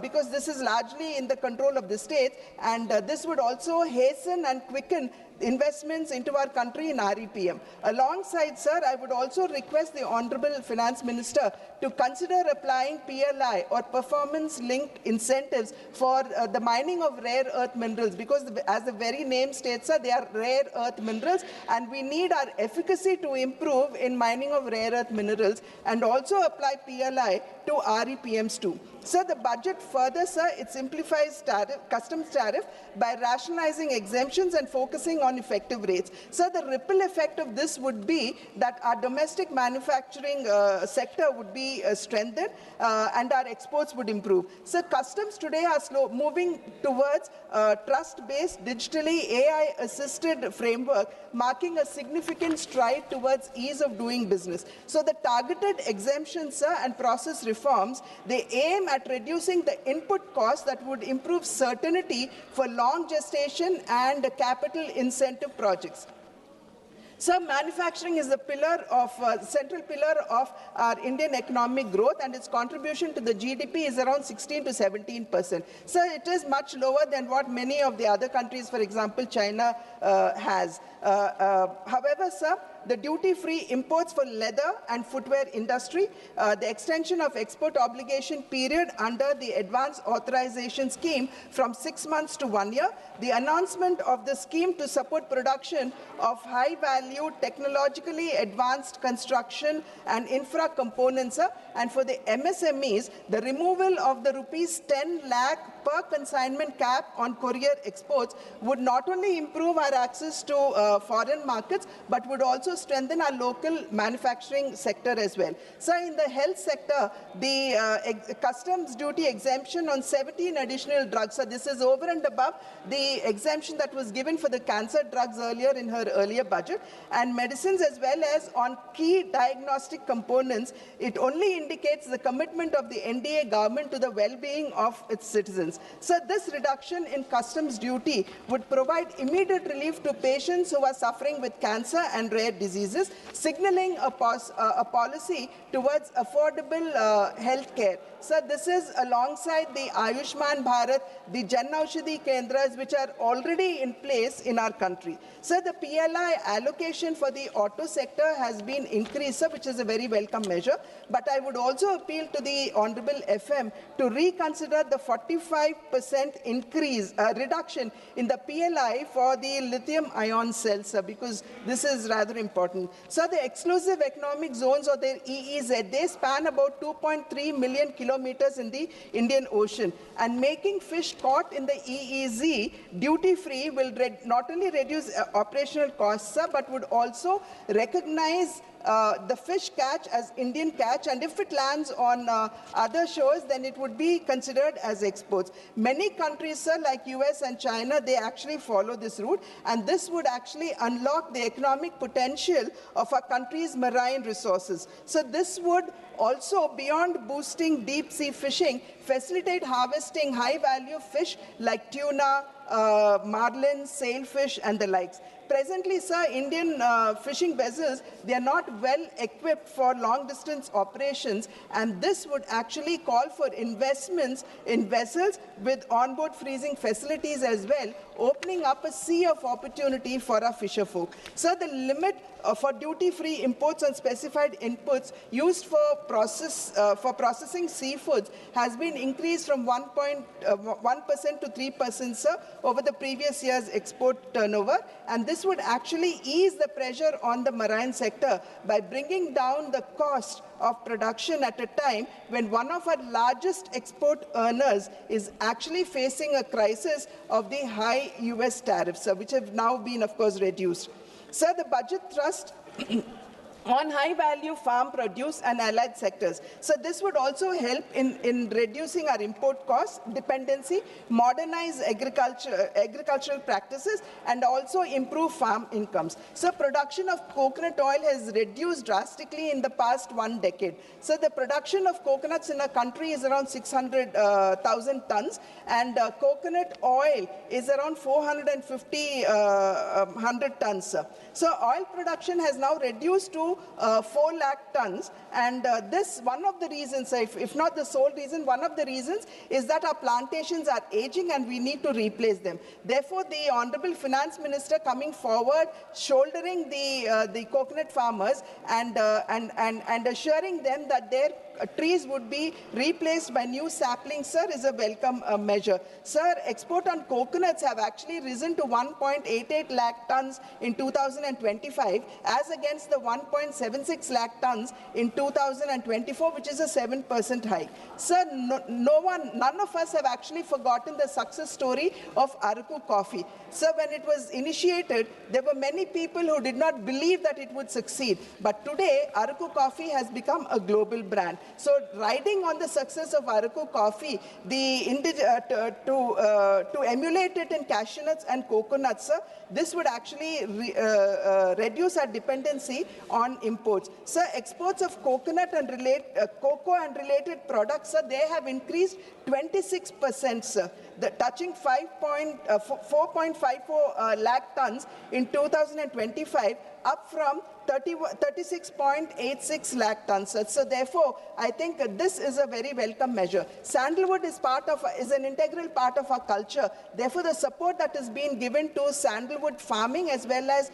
post-harvest processing would only help us in restoring the past glory of sandalwood. Alongside this, sir, the AI initiative called the Virtually Integrated System to Access Agricultural Resources of Vistar, sir, would educate the farmers in every detail of agriculture economics, sir. And this is very important for us because 80% of our farmers are small and marginal farmers who have land holdings which are less than 5 acres, sir.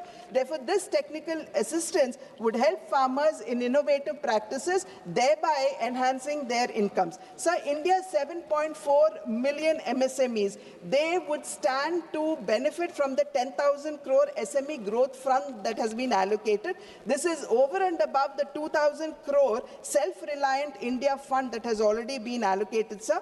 And this provides access to risk capital for MSMEs. Sir, MSMEs largely supply to PSUs and other large houses, but payments are quite often delayed, which leads to financial crunch and thereby the ill health of the MSME. Therefore, TREDs are being made mandatory, where the invoice has to be settled via the platform with no excuses, sir, is a big help for the MSMEs. The chronic problem that MSMEs face, sir, which even our economic survey has emphasized, is that their lack of accessibility to capital. Therefore, these initiatives, sir, would surely enhance the proximity to capital for the MSMEs, who are one of the largest employment generators after agriculture.